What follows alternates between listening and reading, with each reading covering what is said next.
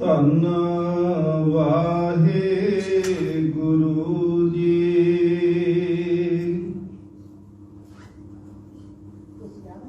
ਤੁਮਰੇ ਗੁਣ ਕਿਆ ਕਹਾਂ ਮੇਰੇ ਸਤਿਗੁਰਾ, जब गुर बोलहै तब विषम होए जाए। हम जैसे अपराधी अवर कोई राखै, जैसे हम सतगुर राख लिए छड़ाए। तू गुर पिता तू है गुर माता, तू गुर पिता तू है गुर माता। तू गुर बंदप मेरा सखा सखाए। बेशुमार अथाह आगंत अतुलै, ज्यों बुलावो त्यों नानक दास बोलै। परम सम्मान योग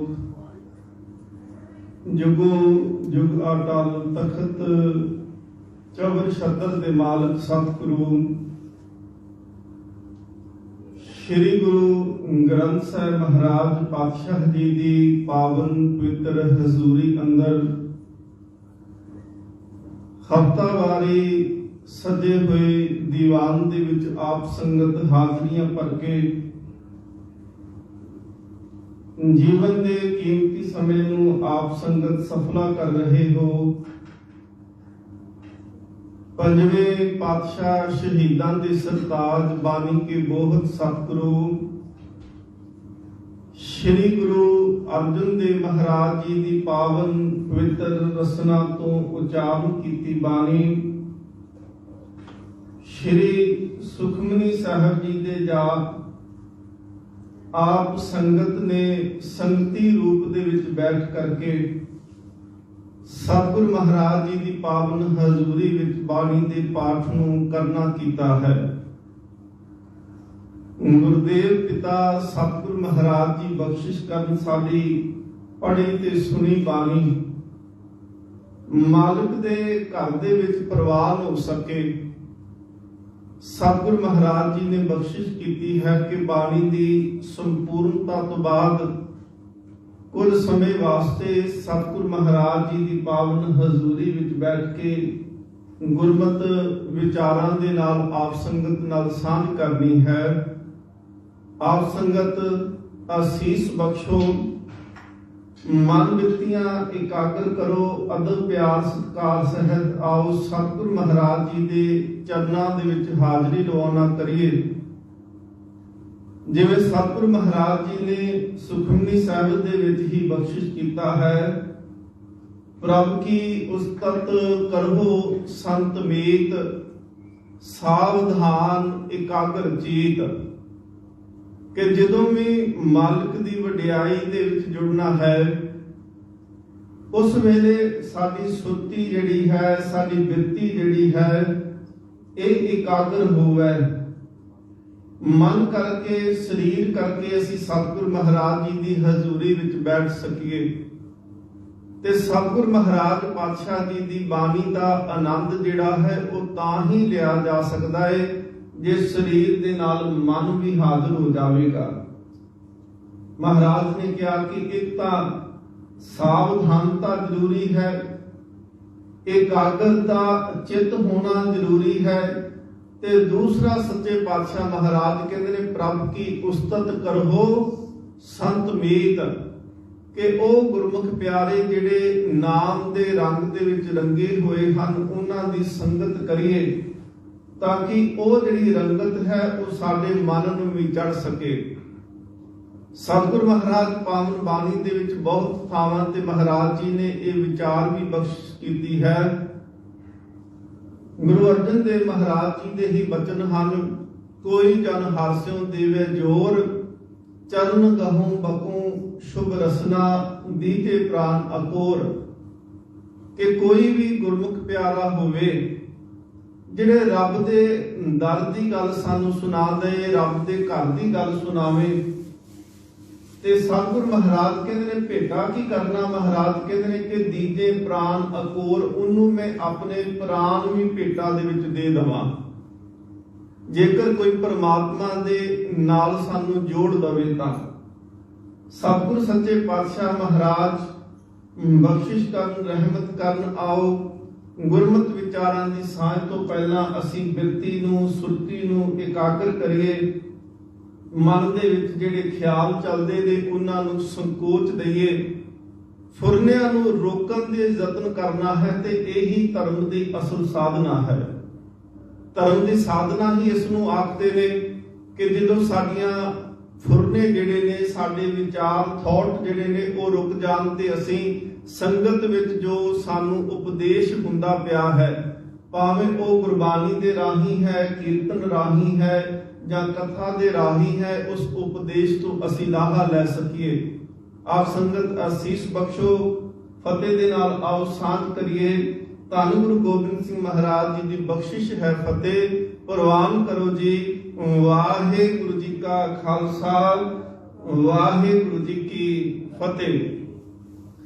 ਸਤਿਗੁਰੂ ਗੁਰੂ ਗ੍ਰੰਥ ਸਾਹਿਬ ਮਹਾਰਾਜ ਪਾਤਸ਼ਾਹ ਜੀ ਦੀ ਬਾਣੀ ਦੇ ਵਿੱਚ ਅਸੀਂ ਜਦੋਂ ਗੁਰੂ ਦਾ ਰਿਸ਼ਤਾ ਸਿੱਖ ਦੇ ਨਾਲ ਪੜ੍ਹਦੇ ਹਾਂ ਤੇ ਮਹਾਰਾਜ ਨੇ ਬਹੁਤ ਸਾਰੇ ਐਸੇ ਰਿਸ਼ਤੇ ਨੇ ਜਿਹੜੇ ਸਿੱਖ ਦੇ ਤੇ ਗੁਰੂ ਦੇ ਦੱਸੇ ਆ ਕਿ ਅਸੀਂ ਗੁਰੂ ਦੇ ਨਾਲ ਕੈਸੇ ਕਿਹੜੇ ਰਿਸ਼ਤੇ ਰੱਖ ਸਕਦੇ ਆ, ਜਿੰਦੇ ਵਿੱਚ ਸਤਿਗੁਰੂ ਮਹਾਰਾਜ ਕਹਿੰਦੇ ਨੇ ਤੂੰ ਮੇਰਾ ਪਿਤਾ, ਤੂੰ ਹੈ ਮੇਰਾ ਮਾਤਾ, ਤੂੰ ਮੇਰਾ ਬੰਧਪ, ਤੂੰ ਮੇਰਾ ਭਰਾਤਾ, ਤੂੰ ਮੇਰਾ ਰਾਖਾ ਸਭਨੀ ਥਾਈ। ਇਹ ਸਾਰੇ ਸਤਿਗੁਰੂ ਮਹਾਰਾਜ ਜੀ ਨੇ ਰਿਸ਼ਤੇ ਬਖਸ਼ਿਸ਼ ਕੀਤੇ ਨੇ। ਔਰ ਮਹਾਰਾਜ ਜੀ ਜਿੱਥੇ ਇਹ ਰਿਸ਼ਤੇ ਬਖਸ਼ਿਸ਼ ਕਰਦੇ ਨੇ ਉੱਥੇ ਸਾਨੂੰ ਇਹਨਾਂ ਦੁਨਿਆਵੀ ਰਿਸ਼ਤਿਆਂ ਦੇ ਵਿੱਚੋਂ ਵੀ ਪਰਮਾਤਮਾ ਨੂੰ ਲੱਭਣ ਦਾ ਯਤਨ ਜੇਕਰ ਅਸੀਂ ਕਰੀਏ, ਫਿਰ ਇਹ ਰਿਸ਼ਤੇ ਵੀ ਜਿਹੜੇ ਹਨ ਉਹ ਪਰਮਾਤਮਾ ਦੀ ਯਾਦ ਦਿਵਾਉਂਦੇ ਨੇ।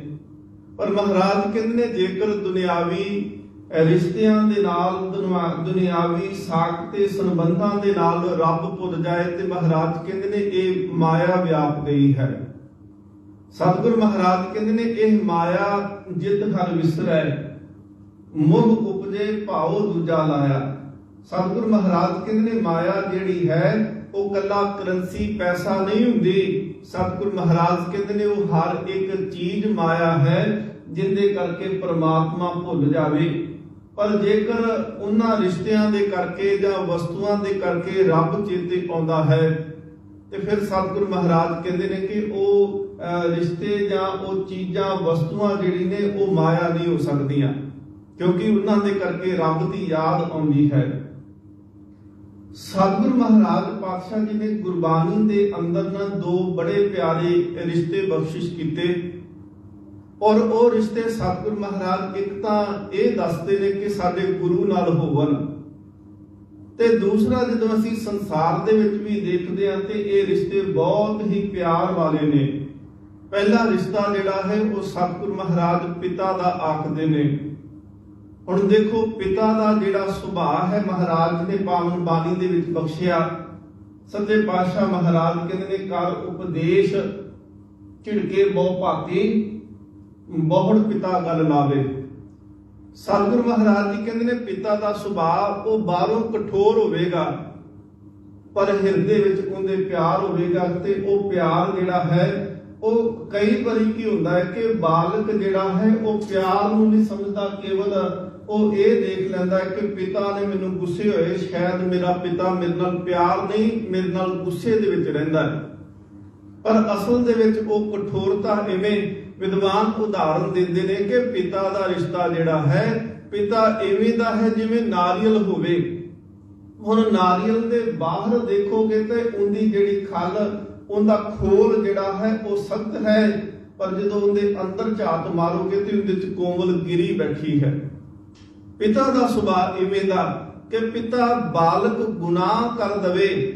ਇੱਥੋਂ ਇਹ ਹਕੀਕਤ ਹੈ ਜੀ ਕਿ ਬੱਚਾ ਆਪਣਾ ਹੋਵੇ ਤੇ ਉਹ ਗੁਨਾਹ ਕਰਕੇ ਕੋਈ ਗਲਤੀ ਕਰਕੇ ਆਏ, ਸਾਰਾ ਸੰਸਾਰ ਭਾਵੇਂ ਉਹਨੂੰ ਗੁਨੇਗਾਰ ਆਖਣ ਲੱਗ ਪਏ, ਪਰ ਮਾਂ ਤੇ ਪਿਤਾ ਜਿਹੜੇ ਨੇ ਉਹ ਗੁਨੇਗਾਰ ਆਖਣ ਨੂੰ ਤਿਆਰ ਨਹੀਂ ਕਦੀ ਵੀ ਹੁੰਦੇ। ਉਹ ਆਪਣੇ ਪੁੱਤਰ ਦੀ ਗਲਤੀ ਦੇ ਉੱਤੇ ਪਰਦਾ ਪਾ ਦਿੰਦੇ ਨੇ।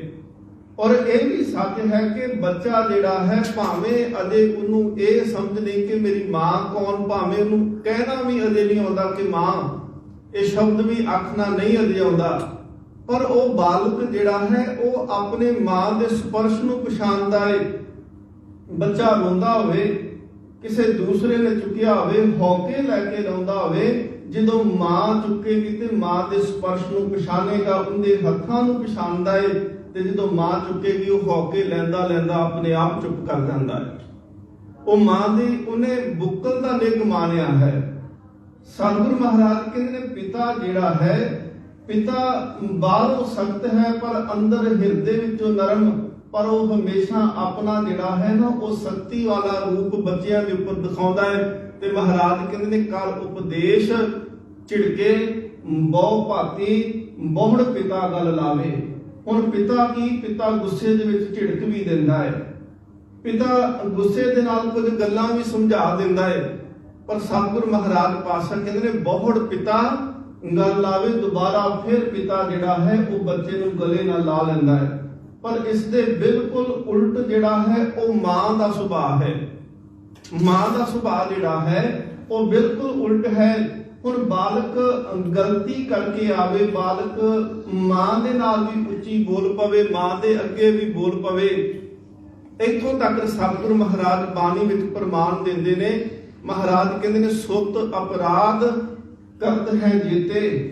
ਮਹਾਰਾਜ ਕਹਿੰਦੇ ਨੇ ਸੁੱਤ ਦੇ ਅਰਥ ਨੇ ਕਿ ਬੱਚਾ ਜਿਹੜਾ ਹੈ ਅਨੇਕਾਂ ਅਪਰਾਧ ਵੀ ਕਰੇ, ਅਨੇਕਾਂ ਗਲਤੀਆਂ ਕਰਦਾ ਹੈ, ਪਰ ਕਹਿੰਦੇ ਨੇ ਜਨਨੀ ਚੀਤ ਨਾ ਰਾਖਸ ਤੇ। ਜਨਨੀ ਦੇ ਅਰਥ ਨੇ ਮਾਂ, ਤੇ ਕਹਿੰਦੇ ਮਾਂ ਕਦੀ ਵੀ ਉਹਦੀਆਂ ਗਲਤੀਆਂ ਨੂੰ ਆਪਣੇ ਚਿੱਤ ਵਿੱਚ ਨਹੀਂ ਰੱਖਦੀ, ਕਿਉਂਕਿ ਮਾਂ ਦਾ ਜਿਹੜਾ ਚਿੱਤ ਹੈ ਉਹਦੇ ਚਿੱਤ ਵਿੱਚ ਬੱਚੇ ਦੇ ਲਈ ਕੇਵਲ ਮਮਤਾ ਹੈ, ਕੇਵਲ ਪਿਆਰ ਹੈ, ਇਸ ਤੋਂ ਇਲਾਵਾ ਹੋਰ ਕੁਝ ਨਹੀਂ। ਸੱਚੇ ਪਾਤਸ਼ਾਹ ਮਹਾਰਾਜ ਜੀ ਦੀ ਬਾਣੀ ਭਗਤ ਕਬੀਰ ਸਾਹਿਬ ਜੀ ਦਾ ਇਹ ਸ਼ਬਦ ਹੈ, ਤੇ ਭਗਤ ਕਬੀਰ ਸਾਹਿਬ ਕਹਿੰਦੇ ਨੇ ਸੁੱਤ ਅਪਰਾਧ ਕਰਤ ਹੈ ਜੀਤੇ, ਜਨਨੀ ਚੀਤ ਨਾ ਰਾਖਸ ਤੇ। ਰਾਮ ਮਈਆ ਹੁਣ ਬਾਰਕ ਤੇਰਾ ਕਾਹੇ ਨਾ ਖੰਡਸ ਔਗਣ ਮੇਰਾ। ਹੁਣ ਸਤਿਗੁਰੂ ਮਹਾਰਾਜ ਜੀ ਇੱਕ ਉਦਾਹਰਨ ਸਾਨੂੰ ਦੇ ਕੇ ਸਮਝਾਉਂਦੇ ਆ। ਕਹਿਣ ਲੱਗੇ ਸਿੱਖਾਂ ਦੇਖ, ਤੂੰ ਜ਼ਿੰਦਗੀ ਦੇ ਵਿੱਚ ਅਨੇਕਾਂ ਗੁਨਾਹ ਕਰੇ, ਤੂੰ ਅਨੇਕਾਂ ਵਾਰੀ ਭੁੱਲ ਕਰੇ, ਪਰ ਇੱਕ ਗੱਲ ਨੂੰ ਯਾਦ ਰੱਖੀ, ਪਰਮਾਤਮਾ ਜਿਹੜਾ ਹੈ ਉਹ ਤੇਰੀ ਮਾਂ ਹੈ। ਤੂੰ ਮਾਂ ਬਣਾ ਕਰਕੇ ਜਦੋਂ ਗੁਰੂ ਦੇ ਕੋਲ ਆਏਗਾ ਉਹ ਤੇਰੇ ਗੁਨਾਹਾਂ ਨੂੰ ਬਖਸ਼ ਦੇਵੇਗਾ। ਪਿਤਾ ਝਿੜਕੇਗਾ, ਸਤਿਗੁਰੂ ਮਹਾਰਾਜ ਕਹਿੰਦੇ ਨੇ ਬਹੁੜ ਪਿਤਾ ਗੱਲ ਲਾਵੇ, ਪਹਿਲੋਂ ਝਿੜਕੇਗਾ ਫਿਰ ਗੱਲ ਨਾ ਲਾਵੇਗਾ, ਪਰ ਜੇਕਰ ਤੂੰ ਮਾਂ ਕਰਕੇ ਆਵੇਂਗਾ ਗੁਰੂ ਦੇ ਕੋਲ ਕਿ ਸਤਿਗੁਰੂ ਤੂੰ ਮੇਰੀ ਮਾਂ ਹੈ ਤੇ ਤੂੰ ਮੇਰੇ ਗੁਨਾਹਾਂ ਤੇ ਪਰਦਾ ਪਾ ਦੇ। ਦੇਖ ਇਹੀ ਕਾਰਨ ਹੈ ਨਾ ਕਿ ਜਿੱਥੇ ਸਤਿਗੁਰੂ ਗੁਰੂ ਗੋਬਿੰਦ ਸਿੰਘ ਮਹਾਰਾਜ ਪੰਥ ਨੂੰ ਸਾਜਿਆ, ਤੇ ਸਤਿਗੁਰੂ ਮਹਾਰਾਜ ਨੇ ਪੰਥ ਸਾਜਦਿਆਂ ਹੋਇਆ ਆਖਿਆ ਕਿ ਤੁਸੀਂ ਅੱਜ ਤੋਂ ਬਾਅਦ ਮੇਰੇ ਪੁੱਤਰ ਤੇ ਧੀਆਂ ਹੋ, ਪਰ ਮਹਾਰਾਜ ਨੇ ਉੱਥੇ ਸਾਨੂੰ ਮਾਂ ਵੀ ਦਿੱਤੀ ਨਾਲ। ਮਹਾਰਾਜ ਕਹਿੰਦੇ ਨੇ ਮਾਤਾ ਸਾਹਿਬ ਕੌਰ ਖਾਲਸੇ ਦੀ ਮਾਤਾ ਹੋਣਗੇ। ਹੁਣ ਦੇਖੋ ਸਿੱਖ ਜਦੋਂ ਹਜੂਰ ਸਾਹਿਬ ਦੀ ਧਰਤੀ ਤੇ ਜਾਣਗੇ ਨਾ, ਉੱਥੇ ਮਾਤਾ ਜੀ ਦਾ ਸਥਾਨ ਹੈ, ਮਾਤਾ ਸਾਹਿਬ ਕੌਰ ਜੀ ਦਾ, ਤੇ ਤੁਸੀਂ ਜਾ ਕੇ ਦੇਖਿਓ, ਉੱਥੇ ਟਿਕ ਕਰਕੇ ਬੈਠਿਓ, ਉੱਥੇ ਸੁਰਤੀ ਦੇ ਨਾਲ ਜਦੋਂ ਬੈਠੋਗੇ ਤੇ ਤੁਹਾਨੂੰ ਐਵੇਂ ਮਹਿਸੂਸ ਹੋਵੇਗਾ ਜਿਵੇਂ ਅਸੀਂ ਸੱਚਮੁੱਚ ਮਾਂ ਦੀ ਗੋਦੀ ਦੇ ਵਿੱਚ ਬੈਠੇ ਹੋਏ ਹਾਂ। ਅੱਜ ਪਰ ਸਾਡਾ ਜਿਹੜਾ ਜਿਉਣ ਦਾ ਰਹਿਣ ਦਾ ਸਿਸਟਮ ਜਿਹੜਾ ਹੈ ਉਹ ਬਿਲਕੁਲ ਬਦਲ ਚੁੱਕਿਆ ਹੈ। ਅਸੀਂ ਹਰ ਗੱਲ ਨੂੰ ਇਹ ਪ੍ਰਾਈਵੇਸੀ ਦੇ ਨਾਲ ਜੋੜਦੇ ਪਏ ਆ। ਅਸੀਂ ਅੱਜ ਘਰ ਦੇ ਵਿੱਚ ਰਹਿੰਦੇ ਆ, ਤੁਸੀਂ ਪੰਜਾਬ ਦੇ ਵਿੱਚੋਂ ਆਏ ਹੋ, ਤੁਸੀਂ ਪੰਜਾਬ ਦਾ ਕਲਚਰ ਮਾਹੌਲ ਦੇਖਿਆ, ਉੱਥੇ ਬੱਚਾ ਦਾੜੀ ਵਾਲਾ ਵੀ ਹੋ ਜਾਂਦਾ ਹੈ, ਉਹ ਤਾਂ ਵੀ ਸੋਚਦਾ ਹੈ ਕਿ ਮੈਂ ਮਾਂ ਦੀ ਗੋਦੀ ਵਿੱਚ ਸਿਰ ਰੱਖ ਕੇ ਸੌ ਜਾਵਾਂ। ਪਰ ਇੱਥੇ ਅਸੀਂ ਪ੍ਰਾਈਵੇਸੀ ਦੇ ਨਾਂ ਤੇ ਬੱਚਿਆਂ ਨੂੰ ਵੱਖੋ ਵੱਖਰੇ ਕਮਰੇ ਤਾਂ ਦੇ ਦਿੱਤੇ, पर सच करके जानो इस पराई वेसी ने बच्चे पराए करके रख दिते। इस पराई वेसी ने मां ते प्यो पराए जिहड़े सी वो पराए करके रख दिते। बच्चे कोल सी मां दी गोदी विच सिर रखदे सी ते उन्हों महसूस हुंदा सी कि मेरी मां तो मैनूं आनंद मिलदा है, मेरी मां तो ममता दा निक मिलदा है। जिदन असीं बच्चे नूं खुद दूर करदे एक दिन वो अपने आप ही साडे तो दूर हो जाता है। सच्चे पातशाह महाराज किरपा करन। धन गुरु ग्रंथ साहिब महाराज जी की बाणी आखती पई है, रामैया हम बारिक तेरा काहे ना खंडस औगन मेरा। प्रोफैसर पूरन सिंह होए ने सिख धर्म के बहुत बड़े विद्वान ते ओ जिदन बचपन सी उन्हां दा ते उन्हां नूं याद है कि बचपन दे विच मां ने जदों सुत्तियां नूं उठाउणा ते आवाज़ कदी नहीं सी मारी कि पूरन सिंह उठ, आवाज़ कदी मार के नहीं उठाया। ਜਦੋਂ भी उठाना उनके कान लागे जाके मूल मंत्र का पाठ करना शुरू करना, कान च आवाज पैनी ते आवाज सुन के वो प्रोफैसर पूरन सिंह होना ने जिहड़ा सी नींद विचों जागना। जेकर उन्होंने रोटी खवानी ते रोटी खवाउंदियां होइयां भी बाणी दीयां गल्लां करनियां, जेकर केसां दे विच हੱਥ फेरना केस वाउने तां भी इतिहास सुनाउणा, जे रात नूं सौण लगना ते तां भी कीर्तन सूले दा पाठ करके सुनाउणा। मां जिहड़ी है असल दे विच मां कल्ला रिश्ता नहीं, मां असल दे विच धर्म है। जो मां दा धर्म होएगा बालक दा भी धर्म होएगा। जे मां सुचेत होएगी ते बच्चे भी सुचेत होणगे। जे मां अवेसली हो जाएगी, किते मन दे विच ख्याल आ गया, अवेसलापन आ गया ते बच्चे जिहड़े ने वो बिल्कुल बिगड़दियां देर नहीं जी लगदी। गुस्ताखी माफ करना, पर यह हकीकत है कि जेकर अज भी मावां सुचेत होण ते बच्चे सिੱਖੀ नालों कदे नहीं टुटणगे। एक उदाहरण है जी मिथोलॉजी विचों, कहते ने जिहड़ी अर्जुन दी घर वाली सी ना, जिस वेले वो गर्भ अवस्था दे विच सी ते उनके गर्भ दे विच अभिमन्यु सी, जिसदा नाम बाद विच अभिमन्यु रखिया गया। जिस दिन महाभारत का युद्ध होंदा है ते उत्थे एक चक्रव्यूह रचिया गया, एक चक्रव्यूह बनाया गया ते अर्जुन कहता है कि मैं उस चक्रव्यूह नूं तोड़ांगा। पर अर्जुन का पुत्र अभिमन्यु ये गल आखदा है कि नहीं तुसीं नहीं, मैं तोड़ांगा, मैनूं भी जाच है कि किवें तोड़ीदा है। असल दे विच होया कि जिस वेले अर्जुन दी घर वाली जिहड़ी सी गर्भ अवस्था विच है ते उस वेले दा ऋषि जिहड़ा है, उस वेले दे धार्मिक आगू जिहड़े ने वो एक कहानी सुणाउंदे पए ने, एक साखी सुणाउंदे ने जिंदे विच दसदे ने कि चक्रव्यूह किवें तोड़ीदा है ते इहदे विचों बाहर किवें निकलीदा है। जिन्नी देर तक वो यशोधरा जिहड़ी सी उन्हें कहानी सुनी कि चक्रव्यूह नूं तोड़ के अंदर किवें वड़ीदा है, उन्नी देर तक बच्चे दे पेट दे विच भी सुनिया। पर जदों सुनदियां सुनदियां उन्हों नींद आ गई, वो कहानी सुनाई गया, वो कथा सुनाउंदा रहा।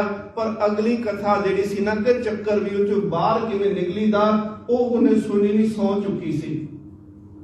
ते जिदन अभिमन्यु चक्रव्यूह नूं तोड़ के अंदर ते चले गया, पर उन्हों बाहर निकलण दा पता नहीं सी, क्योंकि मां सौ चुकी सी।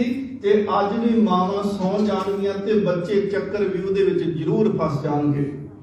एक मां नूं जागना पएगा। सतगुरु महाराज पातशाह जी की बाणी पढ़ के देखो, जे वडियाई मिलती है ना, जे कोई सुख मिलता है तो सतगुरु महाराज फिर आके मां नूं दसदे, माई चरण गुर मीठे वड्डे भाग देवे परमेश्वर कोट फला दर्शन गुर डीठे। ते जेकर बच्चा नाम नहीं जपदा, बच्चा गलत संगत विच पै जाए ते फिर भी बाणी कहंदी पई आ कि जेह कुल पूत ना ज्ञान विचारी विधवा कस ना भई महतारी। कि हे मां तेरी तेरी कुख तो औलाद पैदा हुई, जेकर वो संगत नहीं करदी, जेकर वो नाम नहीं जपदी, इहदे नालों ते चंगा सी तू अपना रूप ना गवाउंदियों, इहदे नाल चंगा सी कि अपनी जवानी नूं दाग ना लाउंदियों, इहदे नाल चंगा सी कि तू बांझ रह जांदी ते यही चंगा सी। तुलसीदास लिखते ने, वो कहते ने कि जननी जने ता भगत जान, कह दाता के सूर नहीं ता जननी बांझ रहे काहे गवावे नूर। वो कहते जननी हे मां जे तू बच्चा पुत्र जन्मना है, कह दाता के सूर ਤੂੰ ਸੂਰਮਾ ਪੈਦਾ ਕਰ, ਤੂੰ ਦਾਤਾ ਪੈਦਾ ਕਰ, ਤੇਰੀ ਕੁੱਖ ਦੇ ਵਿੱਚ ਯੋਧਾ ਤੇ ਰਾਜਾ ਪੈਦਾ ਹੋਵੇ। ਜੇ ਇਹ ਨਹੀਂ ਪੈਦਾ ਹੋ ਸਕਦੇ ਤਾਂ ਕਿਉਂ ਆਪਣਾ ਨੂਰ ਤੂੰ ਗਾਉਂਦੀ ਪਈ ਹੈ। ਸਤਿਗੁਰੂ ਮਹਾਰਾਜ ਪਾਤਸ਼ਾਹ ਆਖਦੇ ਨੇ ਕਿ ਵਡਿਆਈ ਜੇਕਰ ਬੱਚਾ ਕੋਈ ਚੰਗਾ ਕੰਮ ਕਰਕੇ ਆਏ ਤਾਂ ਵਡਿਆਈ ਮਾਂ ਨੂੰ ਮਿਲਦੀ ਹੈ ਕਿ ਉਹ ਫਲਾਨੀ ਮਾਂ ਦਾ ਪੁੱਤਰ ਹੈ ਜਿਹੜਾ ਇੰਨਾ ਵਧੀਆ ਅਹੁਦਿਆਂ ਤੇ ਪਹੁੰਚ ਗਿਆ।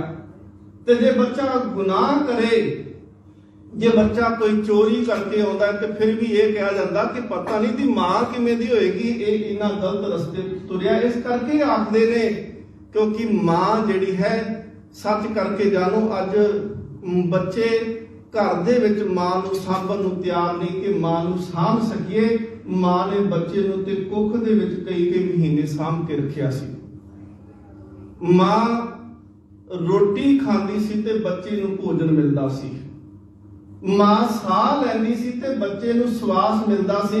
ਤੇ ਇਹ ਵੀ ਹਕੀਕਤ ਹੈ ਕਿ ਜਿੱਦਣ ਮਾਂ ਤੋਂ ਬੱਚੇ ਨੂੰ ਵੱਖ ਕੀਤਾ ਨਾ, ਜਿੱਦਣ ਜਨਮ ਹੋਇਆ ਉਦੋਂ ਵੀ ਬੱਚੇ ਨੂੰ ਵੱਖ ਜਿਹੜਾ ਸੀ ਉਹ ਬਿਲਕੁਲ ਉਹ ਨਾੜ ਕੱਟੀ ਗਈ, ਜਿੰਦੇ ਰਾਹੀਂ ਸਾਹ ਵੀ ਮਿਲਿਆ ਤੇ ਜਿੰਦੇ ਰਾਹੀਂ ਭੋਜਨ ਵੀ ਮਿਲਿਆ। ਹੋਰ ਕਿਹੜਾ ਸਾਧਨ ਸੀ ਜੀ?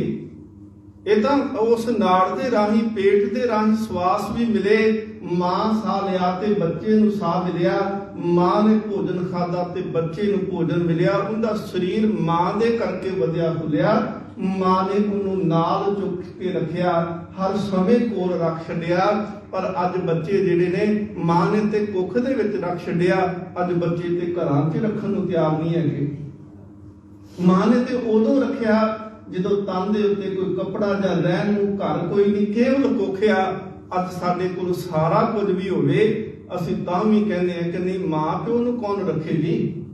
ਉੱਥੇ ਫਿਰ ਵੰਡੀਆਂ ਪਾਈਆਂ ਜਾਂਦੀਆਂ ਨਾ, ਜਿੰਨੇ ਪੁੱਤ ਜੀ ਅੱਜ ਇਹਦੇ ਕੋਲ ਇੰਨੇ ਮਹੀਨੇ ਆਹ ਪੁੱਤ ਰੱਖੇ, ਦੂਜਾ ਇੰਨੇ ਮਹੀਨੇ ਰੱਖੇ। ਇਹ ਤਾਂ ਮਾਂ ਨੂੰ ਵੀ ਤੇ ਪ੍ਰੋਪਰਟੀ ਵਾਂਗੂ ਵੰਡਿਆ ਜਾਂਦਾ ਏ ਕਿ ਆਹ ਰਿਸ਼ਤਾ ਜਿਹੜਾ ਸੀ। ਹਾਲਾਂਕਿ ਮਾਂ ਤਾਂ ਮਮਤਾ ਦੀ ਮੂਰਤ ਸੀ। ਵਿਦਵਾਨ ਕਹਿੰਦੇ ਨੇ ਕਿ ਮਾਂ, ਕੱਲੀ ਮਾਂ 4 ਬੱਚਿਆਂ ਨੂੰ ਪਾਲ ਲੈਂਦੀ, ਪਰ 4 ਬੱਚਿਆਂ ਕੋਲ ਇੱਕ ਮਾਂ ਨਹੀਂ ਪਾਲੀ ਜਾਂਦੀ ਪਈ। ਸਤਿਗੁਰੂ ਮਹਾਰਾਜ ਬਖਸ਼ਿਸ਼ ਕਰ ਕਿਤੇ ਅਸੀਂ ਸੱਚੀ ਗੱਲ ਆ ਜੀ, ਜੇ ਅਸੀਂ ਬਾਣੀ ਪੜ੍ਹਨੀ ਸ਼ੁਰੂ ਕਰ ਦਈਏ ਨਾ, ਸਾਨੂੰ ਬਾਣੀ 'ਚ ਬਹੁਤ ਸਾਰੀਆਂ ਐਸੀਆਂ ਉਦਾਹਰਨਾਂ ਮਿਲਣਗੀਆਂ ਜਿੰਦੇ ਵਿੱਚ ਮਹਾਰਾਜ ਜੀ ਕਹਿੰਦੇ ਨੇ, ਪੂਤ ਕਾਹੇ ਝਗੜਤ ਹੋ ਸੰਗ ਬਾਪ। ਕਿਉਂ ਤੂੰ ਮਾਂ ਦੇ ਨਾਲ, ਪਿਓ ਦੇ ਨਾਲ ਝਗੜਦਾ ਪਿਆ? ਕਾਹੇ ਝਗੜਤ ਹੋ ਸੰਗ ਬਾਪ, ਜਿਨਕੇ ਜਨੇ ਬਡੀਰੇ ਤੁਮ ਹੋ ਤਿਨ ਸਿਓ ਝਗੜਤ ਪਾਪ। ਮਹਾਰਾਜ ਗੁਰੂ ਰਾਮਦਾਸ ਜੀ ਆਖਦੇ ਨੇ, ਇਸ ਦੁਨੀਆ ਵਿੱਚ ਸਭ ਤੋਂ ਵੱਡਾ ਗੁਨਾਹ ਪਤਾ ਕਿਹੜਾ? ਜਿਹੜਾ ਮਾਂ ਪਿਓ ਜਿਹਨੇ ਪੈਦਾ ਕੀਤਾ, ਜਿਹਨੇ ਪਾਲਿਆ ਪੋਸਿਆ। ਅੱਜ ਭਾਵੇਂ ਮਾਂ ਅਨਪੜ੍ਹ ਕਿਉਂ ਨਾ ਹੋਵੇ ਤੇ ਅਸੀਂ ਕਿੰਨੀਆਂ ਮਰਜ਼ੀਆਂ ਡਿਗਰੀਆਂ ਕਰ ਦਈਏ, ਜੇ ਮਾਂ ਉਹ ਪਹਿਲੇ ਦਿਨ ਇੱਕ ਅੱਖਰ ਸਾਨੂੰ ਨਾ ਪੜਾਉਣਾ ਸਿਖਾਉਂਦੀ, ਅੱਜ ਸਾਡੇ ਕੋਲ ਕੋਈ ਵਿੱਦਿਆ ਨਹੀਂ ਸੀ ਹੋਣੀ। ਜੇ ਮਾਂ ਸਾਨੂੰ ਉਂਗਲ ਫੜ ਕੇ ਤੋਰਨਾ ਨਾ ਸਿਖਾਉਂਦੀ, ਅੱਜ ਸਾਡੇ ਕੋਲ ਸਮਾਜ ਦੇ ਵਿੱਚ ਦੌੜ ਕੇ ਨਾਲ ਨਹੀਂ ਸੀ ਰਲਿਆ ਜਾਣਾ। ਸਤਿਗੁਰੂ ਸੱਚੇ ਪਾਤਸ਼ਾਹ ਮਹਾਰਾਜ ਆਖਦੇ ਨੇ ਕਿ ਰਾਮ ਮਈਆ ਹਉ ਬਾਰਕ ਤੇਰਾ, ਹੈ ਮੇਰੀ ਮਾਂ ਮੈਂ ਤੇਰਾ ਬੱਚਾ ਹਾਂ ਤੇ ਕਾਹੇ ਨਾ ਖੰਡਸ ਔਗਣ ਮੇਰਾ। ਕਿਉਂ ਤੂੰ ਮੇਰੇ ਗੁਨਾਹਾਂ ਵੱਲੇ ਦੇਖੇ? ਬੱਚਿਆਂ ਦੇ ਗੁਨਾਹਾਂ ਵੱਲੇ ਮਾਂ ਕਦੀ ਨਹੀਂ ਦੇਖਦੀ। ਪ੍ਰੋਫੈਸਰ ਪੂਰਨ ਸਿੰਘ, ਉਹਨਾਂ ਨੇ ਜਦੋਂ ਬਚਪਨ ਮਾਂ ਦੀ ਗੋਦ ਵਿੱਚ ਮਾਰਿਆ, ਮਾਂ ਨੇ ਗੁਰਮਤਿ ਦੀ ਹਰ ਸਿੱਖਿਆ ਦਿੱਤੀ, ਗੁਰਬਾਣੀ ਪੜ੍ਹਾਈ। ਤੇ ਪ੍ਰੋਫੈਸਰ ਪੂਰਨ ਸਿੰਘ ਜਦੋਂ ਜਵਾਨ ਹੋਏ ਤੇ ਪੜ੍ਹਨ ਵਾਸਤੇ ਜਾਪਾਨ ਗਏ ਆ। ਜਾਪਾਨ ਦੇ ਵਿੱਚ ਗਏ ਤੇ ਸੰਨਿਆਸੀ ਉਦਾਸੀਆਂ ਸਾਧੂਆਂ ਦਾ ਪ੍ਰਭਾਵ ਪਿਆ, ਕੇਸ ਕਤਲ ਕਰਾ ਦਿੱਤੇ, ਸੰਨਿਆਸੀ ਬਣ ਗਏ। ਤੇ ਜਿੱਦਣ ਪੜ੍ਹਾਈ ਕਰਕੇ ਵਾਪਸ ਆਏ, ਮਾਂ ਨੂੰ ਮਿਲੇ। ਮਾਂ ਦੂਰੋਂ ਦੇਖ ਕੇ ਮਾਂ ਨੇ ਦੂਰੋਂ ਅਸੀਸ ਦਿੱਤੀ, ਪਰ ਅੱਖਾਂ ਦੇ ਵਿੱਚੋਂ ਇੰਨੇ ਅਥਰੂ ਡਿੱਗੇ ਕਿ ਮਾਂ ਦੀ ਚੁੰਨੀ ਜਿਹੜੀ ਸੀ ਉਹ ਅਥਰੂਆਂ ਦੇ ਨਾਲ ਭਿੱਜ ਚੁੱਕੀ ਸੀ। ਪ੍ਰੋਫੈਸਰ ਪੂਰਨ ਸਿੰਘ ਖਲੋਤੇ ਦੇਖਦੇ ਰਹੇ, ਚੁੱਪ ਵੀ ਨਹੀਂ ਕਰਾਇਆ।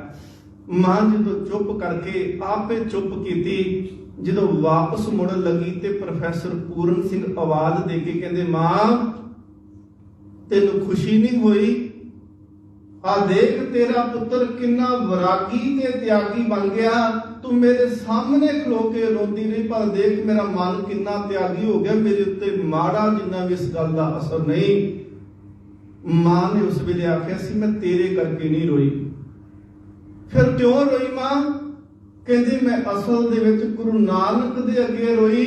कि सच्चे पातशाह महाराज तेरी जपजी किवें बेअसर हो गई, तेरी सुखमनी किवें बेअसर हो गई, तेरा पढ़िया होया सोला किवें बेअसर हो गया, तेरे पढ़ाई हुई शहीदां दियां साखियां किवें बेअसर हो गया।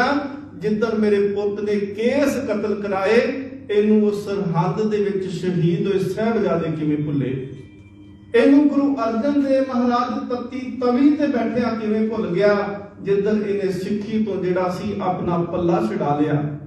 असल दे विच मां दी आत्मा अंदर तक जिद्दों रोई, उन्हें एक बारी प्रोफैसर पूरन सिंह जिहड़ा बाहरों सन्यासी बनिया सी उनके अंदर नूं झंझोड़ के रख दिता। मां मिली नहीं उस तो बाद विच उन्हां नूं, मां घरे चले गई। एक समा एक बहुत बड़ी कानफ्रेंस हुई देहरादून दे विच, भाई साहब भाई वीर सिंह उत्थे पहुंचे।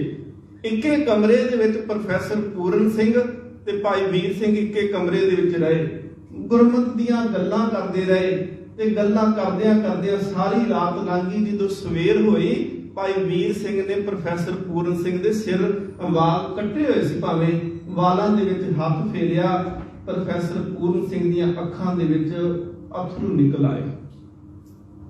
भाई वीर सिंह ने आख्या, कहन लगे क्यों रोए क्यों? कहन लगे असल च ना तुसीं हत्थ फेरिया, मैनूं इवें लग्या जिवें गुरु नानक ने हत्थ फेरिया होवे। तुसीं हत्थ फेरदे पए सी, मैनूं इवें महसूस होया कि जिवें बचपन दे विच मेरी मां मेरे केसां विच हत्थ फेरदी सी। भाई वीर सिंह ने उस दिन क्या कहन लगे, असल दे विच तू गुरु नानक दी संतान है, तू जिन्ना मर्जी भज के देख, ये सिੱਖੀ तो भजिया नहीं जा सकता। सतगुरु महाराज जी दे बचन पढ़ के देखो, सतगुरु महाराज कहते ने जे को गुर ते बेमुख होवे, जे कवे मैं मंनदा नहीं होवे, सिख दा बच्चा ते छड्ड के दौड़े। सतगुरु महाराज कहते बिन सतगुरु मुक्त ना पावे, पावे मुक्त ना होर थे कोई, पुछो बवेकियां जाए अनेक जूनी भरमे आवे। बिन सतगुरु मुक्त ना पाए, फिर मुक्त पाए लाख चरनी। सतगुरु शब्द सुनाए कहे नानक विचार देखो, बिन सतगुरु मुक्त ना पाए। महाराज कहते ने गुरु तो बेमुख होके जेकर मुक्ति लभदे पए हो, महाराज कहते ने बिल्कुल नहीं जी लभदी। महाराज कहते मां सुचेत होवे। ते जिदन प्रोफैसर पूरन सिंह होनी उन्होंने मां दे ए प्यार नूं सच्ची मुच्ची भाई वीर सिंह दे विचों देखिया ना, उन्होंने उसे दिन जिहड़ा सी उन्होंने अमृत छकिया। मां नूं मिलण वास्ते गए ते मां नूं इक्को गल आखी सी, कह लगे मां अज तेरा पुत्र पूरन सिंह आया, पूरन सन्यासी नहीं आया। अज तेरी ममता जित गई, अज गुरु नानक दा जपजी जित गया, अज गुरु नानक दी दित्ती सिੱਖਿਆ जित गई ते मेरा सन्यासी बन हार गया। ये होया असल दे विच तां कि जेकर मां सुचेत होवेगी। असल दे विच बच्चा जिन्नी देर तक मां दी गोद विच रहेगा, मां दे हत्थां दे विच रहेगा, मां दी ममता दी शान दे विच रहेगा, उन्नी देर तक मां है कि उन्होंने जेड़े पासे मर्जी तोड़ लवे। भगत ध्रुव उनकी मां मतई है एक, जदों अपने पिता की गोदी विच जाके बैठा ते वो मतई मां जिहड़ी सी उन्हें बाहों फड़ के जिहड़ा सी भगत ध्रुव नूं उठा दिता सी ते इह गल आखी सी कि जे राजे दी गोदी विच बैठना, जे राजे पिता दी गोद विच बैठना ते मेरी कुख तो जन्म लैना सी। भगत ध्रुव जिहड़ा सी वो रोंदा होया डड्डो लिका होके वो गया, वो मां नूं जाके पुछदा है, कहन लगा मां ये दस तू रानी है कि तू गोली है? मां ने उत्थे पूछा, कहंदे क्यों? कहन लगे मैं गया सी पिता दी गोद विच बैठा, मैं पिता दी गोद विच बैठा सी ते मैनूं दूजी मां ने बाहों फड़ के उठा दिता। ये दस मां मैनूं राज किवें मिलेगा? किस उद्यम ते राज मिले? शत्रु ते सब होवन मीता। हुण देखो ये मां दी बंदगी सी। जे मां सियानी ना हुंदी, मां भगती भावना वाली ना हुंदी, उन्हें आखना पुत फौज इकट्ठी कर, तगड़ा हो, प्यो दे नाल जाके लड़ाई कर, राज दी किहड़ी गल तू अज कब्जा करना जाके। पर मां ने उत्थे आख्या सी, कह लगे परमेश्वर आराधी है जिदों होई पतत पुनीता। उन्हें कहा असल दे विच मैं है तां रानी पर मैं नाम नहीं जप सकी ना, ਮੈਨੂੰ ਤਾਂ ਇੱਜ਼ਤ ਤੇ ਵਡਿਆਈ ਨਹੀਂ ਮਿਲੀ। ਕਹਿ ਲੱਗੇ ਜੇ ਤੂੰ ਰਾਜ ਚਾਹੁੰਦਾ ਹੈ ਤੇ ਜਾ ਕੇ ਨਾਮ ਜਪ, ਜਿਹੜਾ ਰੱਬ ਦਾ ਨਾਮ ਜਪਦਾ ਉਹਨੂੰ ਰਾਜ ਦੀ ਕਮੀ ਨਹੀਂ ਰਹਿੰਦੀ। ਭਗਤ ਧਰੂ ਜਿਹੜਾ ਸੀ ਉਹ ਘਰੋਂ ਤੁਰਿਆ, ਅਜੇ ਘਰੋਂ ਹੀ ਤੁਰਿਆ ਤੇ ਪਿਤਾ ਨੂੰ ਪਤਾ ਲੱਗਿਆ ਕਿ ਪੁੱਤ ਘਰ ਛੱਡ ਕੇ ਚੱਲਿਆ। ਉਹਨੂੰ ਆਵਾਜ਼ ਦਿੱਤੀ, ਸੁਨੇਹਾ ਭੇਜਿਆ, ਅੱਧਾ ਰਾਜ ਤੈਨੂੰ ਦਿੱਤਾ, ਘਰ ਛੱਡ ਕੇ ਨਾ ਜਾਈ। ਮਨ ਹੋਰ ਪੱਕਾ ਹੋ ਗਿਆ, ਅਜੇ ਤੇ ਮੈਂ ਚੱਲਿਆ ਹੀ ਆ ਬੰਦਗੀ ਕਰਨ, ਅੱਧਾ ਰਾਜ ਮਿਲ ਗਿਆ। ਜੇ ਮੈਂ ਬੰਦਗੀ ਕਰ ਲਵਾਂਗਾ ਤੇ ਫਿਰ ਮੈਨੂੰ ਸਾਰਾ ਮਿਲ ਜਾਣਾ ਹੈ। ਆ ਸੱਚੀ ਗੱਲ ਹੈ ਨਾ। ਜੇ ਤੁਮ ਪੋਜ਼ਿਟਿਵ ਥਿੰਕ ਅੰਦਰ ਰੱਖੋਗੇ, ਅੰਦਰ ਚੰਗੀ એનર્ਜੀ ਬਣਾ ਕੇ ਰੱਖੋਗੇ ਨਾ, ਉਹ ਤੁਹਾਨੂੰ ਧਰਮ ਵਾਲੇ ਪਾਸੇ ਪ੍ਰੇਰਿਤ ਕਰੇਗੀ। ਅੱਜ ਵੀ ਜੇ ਨਾਮ ਜਪਣਾ ਹੋਵੇ ਨਾ ਤੇ ਉਦਾਹਰਨ ਪਤਾ ਕਿੰਨਾ ਦੀ ਦਿੰਦੇ ਆ, ਭਗਤ ਧਰੂ ਦੀ ਤੇ ਪ੍ਰਹਿਲਾਦ ਦੀ। ਨਾਮ ਜਪੋ ਜੀ ਐਸੇ ਐਸੇ, ਧਰੂ ਪ੍ਰਹਿਲਾਦ ਜਪਿਓ ਹਰ ਜੈਸੇ। ਹੁਣ ਪ੍ਰਹਿਲਾਦ ਵੀ ਤਾਂ ਛੋਟਾ ਜਿਹਾ ਨਾ, ਪਰ ਬੰਦਗੀ ਮਾਂ ਦਾ ਉੱਥੇ ਪਿੱਛੇ ਭਰੋਸਾ ਸੀ। ਉੱਥੇ ਹੁਣ ਪਿਤਾ ਤੇ ਜਿਹੜਾ ਉਹ ਹਰਨਾਕਸ਼ ਦੁਰਾਚਾਰੀ ਹੈ, ਹੰਕਾਰੀ ਹੋ ਚੁੱਕਿਆ ਹੈ। ਉਹ ਤੇ ਇਹ ਕਹਿੰਦਾ ਹੈ ਕਿ ਸਾਰਿਆਂ ਨੂੰ ਕਿ ਜਲੇ ਹਰੀ ਥਲੇ ਹਰੀ ਨਹੀਂ ਆਖਣਾ, ਇਹ ਕਹੋ ਕਿ ਜਲੇ ਹਰਨਾਕਸ਼ ਥਲੇ ਹਰਨਾਕਸ਼, ਹਰ ਥਾਂ ਤੇ ਹਰਨਾਕਸ਼ ਦਾ ਨਾਮ ਜਪੋ। ਪਰ ਮਾਂ ਦੀ ਦਿੱਤੀ ਬਚਪਨ ਦੀ ਸਿੱਖਿਆ ਜਿਹੜੀ ਸੀ, ਉਹਨੇ ਪ੍ਰਹਿਲਾਦ ਨੂੰ ਡੋਲਣ ਨਹੀਂ ਦਿੱਤਾ। ਸ਼ਾਇਦ ਤੁਸੀਂ ਵੀ ਇੱਥੇ ਪੜ੍ਹਦੇ ਹੋ, ਪਿੰਡਾਂ 'ਚ ਪੜ੍ਹਦੇ ਹੁੰਦੇ ਸੀ ਜੀ, ਕੀੜੀ ਨਾ ਬੰਦੋ ਰਾਮਾ, ਪ੍ਰਹਿਲਾਦ ਡੋਲ ਜਾਂਦਾ। ਕਿ ਜਿੱਦਣ ਡੋਲਣ ਲੱਗਿਆ ਉਦੋਂ ਫਿਰ ਰੱਬ ਨੇ ਨਹੀਂ ਡੋਲਣ ਦਿੱਤਾ। ਉਦੋਂ ਛੋਟੀ ਜਿਹੀ ਕੀੜੀ ਬਣ ਕੇ ਵੀ ਥੰਮ ਤੇ ਤੁਰਦਿਆਂ ਹੋਇਆ ਦਿਖਾ ਦਿੱਤਾ ਸੀ। ਕਹਿਣ ਲੱਗੇ ਸੱਚ ਕਰਕੇ ਜਾਣੀ, ਜੇ ਰੱਬ ਨੇ ਕੀੜੀ ਨੂੰ ਸੜਨ ਦਿੱਤਾ ਤੇ ਫਿਰ ਤੈਨੂੰ ਥੰਮ ਦੇ ਵਿੱਚ ਨਹੀਂ ਸੜਨ ਦਿੰਦਾ। ਫਿਰ ਰੱਬ ਪ੍ਰਗਟ ਵੀ ਉੱਥੇ ਹੋਇਆ। ਸਤਿਗੁਰੂ ਮਹਾਰਾਜ ਪਾਤਸ਼ਾਹ ਜੀ ਆਖਦੇ ਨੇ ਕਿ ਸੁਤ ਅਪਰਾਧ ਕਰਤ ਹੈ ਜੇਤੇ, ਜਨਨੀ ਚੀਤ ਨਾ ਰਾਖਸ ਤੇਤੇ, ਰਾਹ ਮਈਆ ਹਉ ਬਾਰਕ ਤੇਰਾ। ਇਹ ਰਿਸ਼ਤੇ ਬਣਾ ਕੇ ਤਾਂ ਦੇਖੋ, ਅਸੀਂ ਤਾਂ ਗੁੱਸਾ ਨਾ ਮੇਰੀ ਗੱਲ ਦਾ ਕਰਿਓ, ਜਦੋਂ ਅਸੀਂ ਗੁਰਦੁਆਰੇ ਚ ਆਉਣੇ, ਸਕੂਲ ਚ ਜਦੋਂ ਜਾਓਗੇ, ਜਿੱਦਣ ਸਕੂਲ ਬੱਚਾ ਜਾਂਦਾ ਨਾ, ਜਿਹੜਾ ਪਹਿਲੋਂ ਚਲੇ ਜਾਂਦਾ ਹੈ ਉਹ ਸਭ ਤੋਂ ਅਗਲੇ ਬੈਂਚਾਂ ਤੇ ਬੈਠਦਾ ਹੈ। ਉਹ ਟੀਚਰ ਦੇ ਲਾਗੇ ਜਾ ਕੇ ਬੈਠੇਗਾ। ਤੇ ਗੁਰਦੁਆਰੇ ਦੇ ਵਿੱਚ ਐਵੇਂ ਹੁੰਦਾ, ਜਿਹੜਾ ਪਹਿਲੋਂ ਆਇਆ ਉਹ ਪਿਛਲੇ ਪਾਸੇ ਬੈਠੇ ਹੁੰਦੇ ਨੇ, ਜਿਹੜੇ ਬਾਅਦ ਵਿੱਚ ਆਏ ਉਹ ਹੌਲੀ ਹੌਲੀ ਫਿਰ ਅੱਗੇ ਬੈਠਣਗੇ ਤੇ ਫਿਰ ਪਿਛਾਂਹ ਨੂੰ ਦੇਖਦੇ ਕਿ ਉੱਠਾਂਗੇ ਕਿਦੋਂ। ਅਸਲ 'ਚ ਗੁਰੂ ਦੇ ਕੋਲ ਅਸੀਂ ਤਾਂ ਰਿਸ਼ਤਾ ਹੀ ਨਹੀਂ ਬਣਾ ਸਕੇ, ਅਸੀਂ ਤਾਂ ਅਜੇ ਵੀ ਡਰੀ ਜਾਂਦੇ ਆ। ਅਸੀਂ ਤਾਂ ਅਜੇ ਵੀ ਨਹੀਂ ਸੋਚਦੇ, ਜਿਨ੍ਹਾਂ ਦੀਆਂ ਅੱਖਾਂ ਨਹੀਂ। ਮੈਂ ਕੱਲ ਪਰਸੋਂ ਬੇਨਤੀ ਸ਼ਾਮ ਦੀ ਕਥਾ ਵਿੱਚ ਕੀਤੀ ਸੀ ਕਿ ਭਾਈ ਗੁਰਮੇਲ ਸਿੰਘ ਨੇਤਰਹੀਨ ਨੇ ਨਾ, ਰਾਗੀ ਭਾਈ ਗੁਰਮੇਲ ਸਿੰਘ 5 ਵਾਰ ਤੋਂ ਜ਼ਿਆਦਾ ਵਾਰੀ ਉਹਨਾਂ ਨੇ ਸ਼ਾਇਦ ਸਹਿਜ ਪਾਠ ਕਰ ਚੁੱਕੇ ਨੇ। ਪਰ ਸਾਡੇ ਵਿੱਚੋਂ ਕਈ ਹੋਣਗੇ ਜਿਨ੍ਹਾਂ ਅਜੇ ਤੱਕ ਗੁਰੂ ਗ੍ਰੰਥ ਸਾਹਿਬ ਦੀ ਹਜ਼ੂਰੀ ਵਿੱਚ ਬੈਠ ਕੇ ਹੁਕਮਨਾਮਾ ਵੀ ਨਹੀਂ ਲਿਆ ਹੋਣਾ। ਅਸੀਂ ਅਜੇ ਡਰੀ ਜਾ ਰਹੇ ਹਾਂ। ਅਸੀਂ ਗੁਰੂ ਨਾਲ ਗੱਲਾਂ ਜੇ ਕਰਨੀਆਂ ਨਹੀਂ ਚਾਹੁੰਦੇ। ਅਸੀਂ ਗੁਰੂ ਨੂੰ ਅਜੇ ਕਹਿੰਦੇ ਹੀ ਨਹੀਂ ਪਏ ਕਿ ਰਾਮ ਮਈਆ ਹੋ ਬਾਰਕ ਤੇਰਾ, ਕਾਹੇ ਨਾ ਖੰਡ ਸੌਗਨ ਮੇਰਾ, ਕਿਉਂ ਨਹੀਂ ਤੂੰ ਮੇਰੇ ਔਗਣ ਖੰਡੇਗਾ। ਜਿੱਦਣ ਅਸੀਂ ਮਾਂ ਕਰਕੇ ਜਾਣਾਂਗੇ ਗੁਰੂ ਨੂੰ। ਬੜੇ ਐਸੇ ਗੁਰਮੁਖ ਰੂਹਾਂ ਆਈਆਂ ਕਿ ਉਹਨਾਂ ਨੇ ਪਿਤਾ ਕਰਕੇ ਮਾਂ ਕਰਕੇ ਜਾਣਿਆ। ਉਹਨਾਂ ਨੇ ਸਤਿਗੁਰੂ ਮਹਾਰਾਜ ਦਾ ਅਦਬ ਵੀ ਇਵੇਂ ਕਰਨਾ ਜਿਵੇਂ ਪਿਤਾ ਦਾ ਅਦਬ ਕਰੀਦਾ ਹੈ, ਜਿਵੇਂ ਮਾਂ ਦਾ ਅਦਬ ਕਰੀਦਾ ਹੈ। ਸਤਿਗੁਰੂ ਸੱਚੇ ਪਾਤਸ਼ਾਹ ਮਹਾਰਾਜ ਇਹ ਕਿਰਪਾ ਕਰਦੇ ਨੇ, ਜਿਸ ਦਿਨ ਤੁਸੀਂ ਗੁਰੂ ਦੇ ਨਾਲ ਸੰਸਾਰੀ ਰਿਸ਼ਤੇ ਵੀ ਬਣਾ ਲਓਗੇ, ਸਤਿਗੁਰੂ ਮਹਾਰਾਜ ਤੁਹਾਨੂੰ ਕਦੇ ਵੀ ਪਿੱਠ ਨਹੀਂ ਦੇਣਗੇ। ਦੁਨੀਆ ਦੇ ਰਿਸ਼ਤੇ ਪਿੱਠ ਦੇ ਸਕਦੇ ਆ, ਦੁਨੀਆ ਦੇ ਰਿਸ਼ਤੇ ਸਾਥ ਛੱਡ ਸਕਦੇ। ਹਮ ਹਾਸਿਓ ਧੜਾ ਕੀਆ ਮੇਰੀ ਹਰ ਟੇਕ। ਮਹਾਰਾਜ ਕਹਿੰਦੇ ਲੋਕੀ ਕੋਈ ਸਹੁਰੇ ਨਾਲ ਧੜਾ ਕਰਕੇ ਬੈਠਾ, ਕੋਈ ਜਵਾਈ ਨਾਲ ਬੈਠਾ, ਕੋਈ ਚੌਧਰੀ ਨਾਲ, ਕੋਈ ਸਿਕਦਾਰ ਨਾਲ, ਕੋਈ ਭਰਾਵਾਂ ਦੇ ਨਾਲ। ਕੋਈ ਕਹਿੰਦਾ ਮੇਰੇ ਭਰਾ ਬੜੇ ਤਕੜੇ, ਕੋਈ ਕਹਿੰਦਾ ਉਹਨਾਂ ਕੋਲ ਤਾਕਤ ਬਲਸ਼ਾਲੀ ਬੜਾ, ਕੋਈ ਕਹਿੰਦਾ ਮੇਰੇ ਸਹੁਰਿਆਂ ਕੋਲ ਪੈਸਾ ਬੜਾ, ਕੋਈ ਕਹਿੰਦਾ ਮੇਰੇ ਸਾਲੇ ਉੱਚੀ ਪਦਵੀ ਤੇ ਬੜੇ ਨੇ। ਸਤਿਗੁਰੂ ਮਹਾਰਾਜ ਕਹਿੰਦੇ ਇਹ ਸਾਰੀਆਂ ਪਦਵੀਆਂ ਇੱਕ ਦਿਨ ਧੋਖਾ ਦੇ ਜਾਣਗੀਆਂ, ਪਰ ਗੁਰੂ ਐਸਾ ਜਿਹੜਾ ਕਦੀ ਛੱਡਦਾ ਨਹੀਂ। ਜੇ ਬਾਂਹ ਫੜ ਲੈ, ਬਾਂਹ ਜਿਨ੍ਹਾਂ ਦੀ ਪਕੜੀਏ, ਸਿਰ ਦੀਜੇ ਬਾਂਹ ਨਾ ਛੋਟੀਏ। ਆਪ ਨੂੰ ਸ਼ਾਇਦ ਯਾਦ ਹੋਵੇਗਾ ਕਿ ਮਹਾਰਾਜਾ ਰਣਜੀਤ ਸਿੰਘ ਜਿਸ ਦਿਨ ਚੜ੍ਹਾਈ ਕਰਦੇ ਆ, ਉਸ ਦਿਨ ਪਰਿਵਾਰ ਦੇ ਵਿੱਚ ਬਹੁਤ ਸਾਰੀਆਂ ਮੁਸੀਬਤਾਂ ਆਈਆਂ। ਇੱਕ ਇੱਕ ਕਰਕੇ ਪੁੱਤਰ ਮਾਰੇ ਗਏ। ਸਭ ਤੋਂ ਛੋਟਾ ਪੁੱਤਰ ਮਹਾਰਾਜਾ ਦਲੀਪ ਸਿੰਘ, ਤੁਹਾਡੇ ਇੰਗਲੈਂਡ ਦੇ ਵਿੱਚ ਉਹਨਾਂ ਦੀ ਸਮਾਧ ਹੈ ਨਾ, 5 ਸਾਲ ਦੇ ਸੀ ਮਹਾਰਾਜਾ ਦਲੀਪ ਸਿੰਘ ਜਦੋਂ ਅੰਗਰੇਜ਼ ਸਰਕਾਰ ਨੇ ਉਹਨਾਂ ਨੂੰ ਕੈਦ ਕੀਤਾ, ਨਜ਼ਰਬੰਦ ਕੀਤਾ।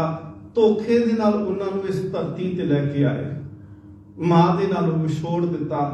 ਹੁਣ ਹਕੀਕਤ ਦੇ ਵਿੱਚ ਦੇਖੋ, ਜਿਹੜਾ ਮਾਂ ਦੇ ਨਾਲੋਂ ਵਿਛੜ ਜਾਂਦਾ ਹੈ ਨਾ, ਉਹ ਵੀ ਧਰਮ ਤੋਂ ਟੁੱਟ ਜਾਂਦਾ ਜੀ।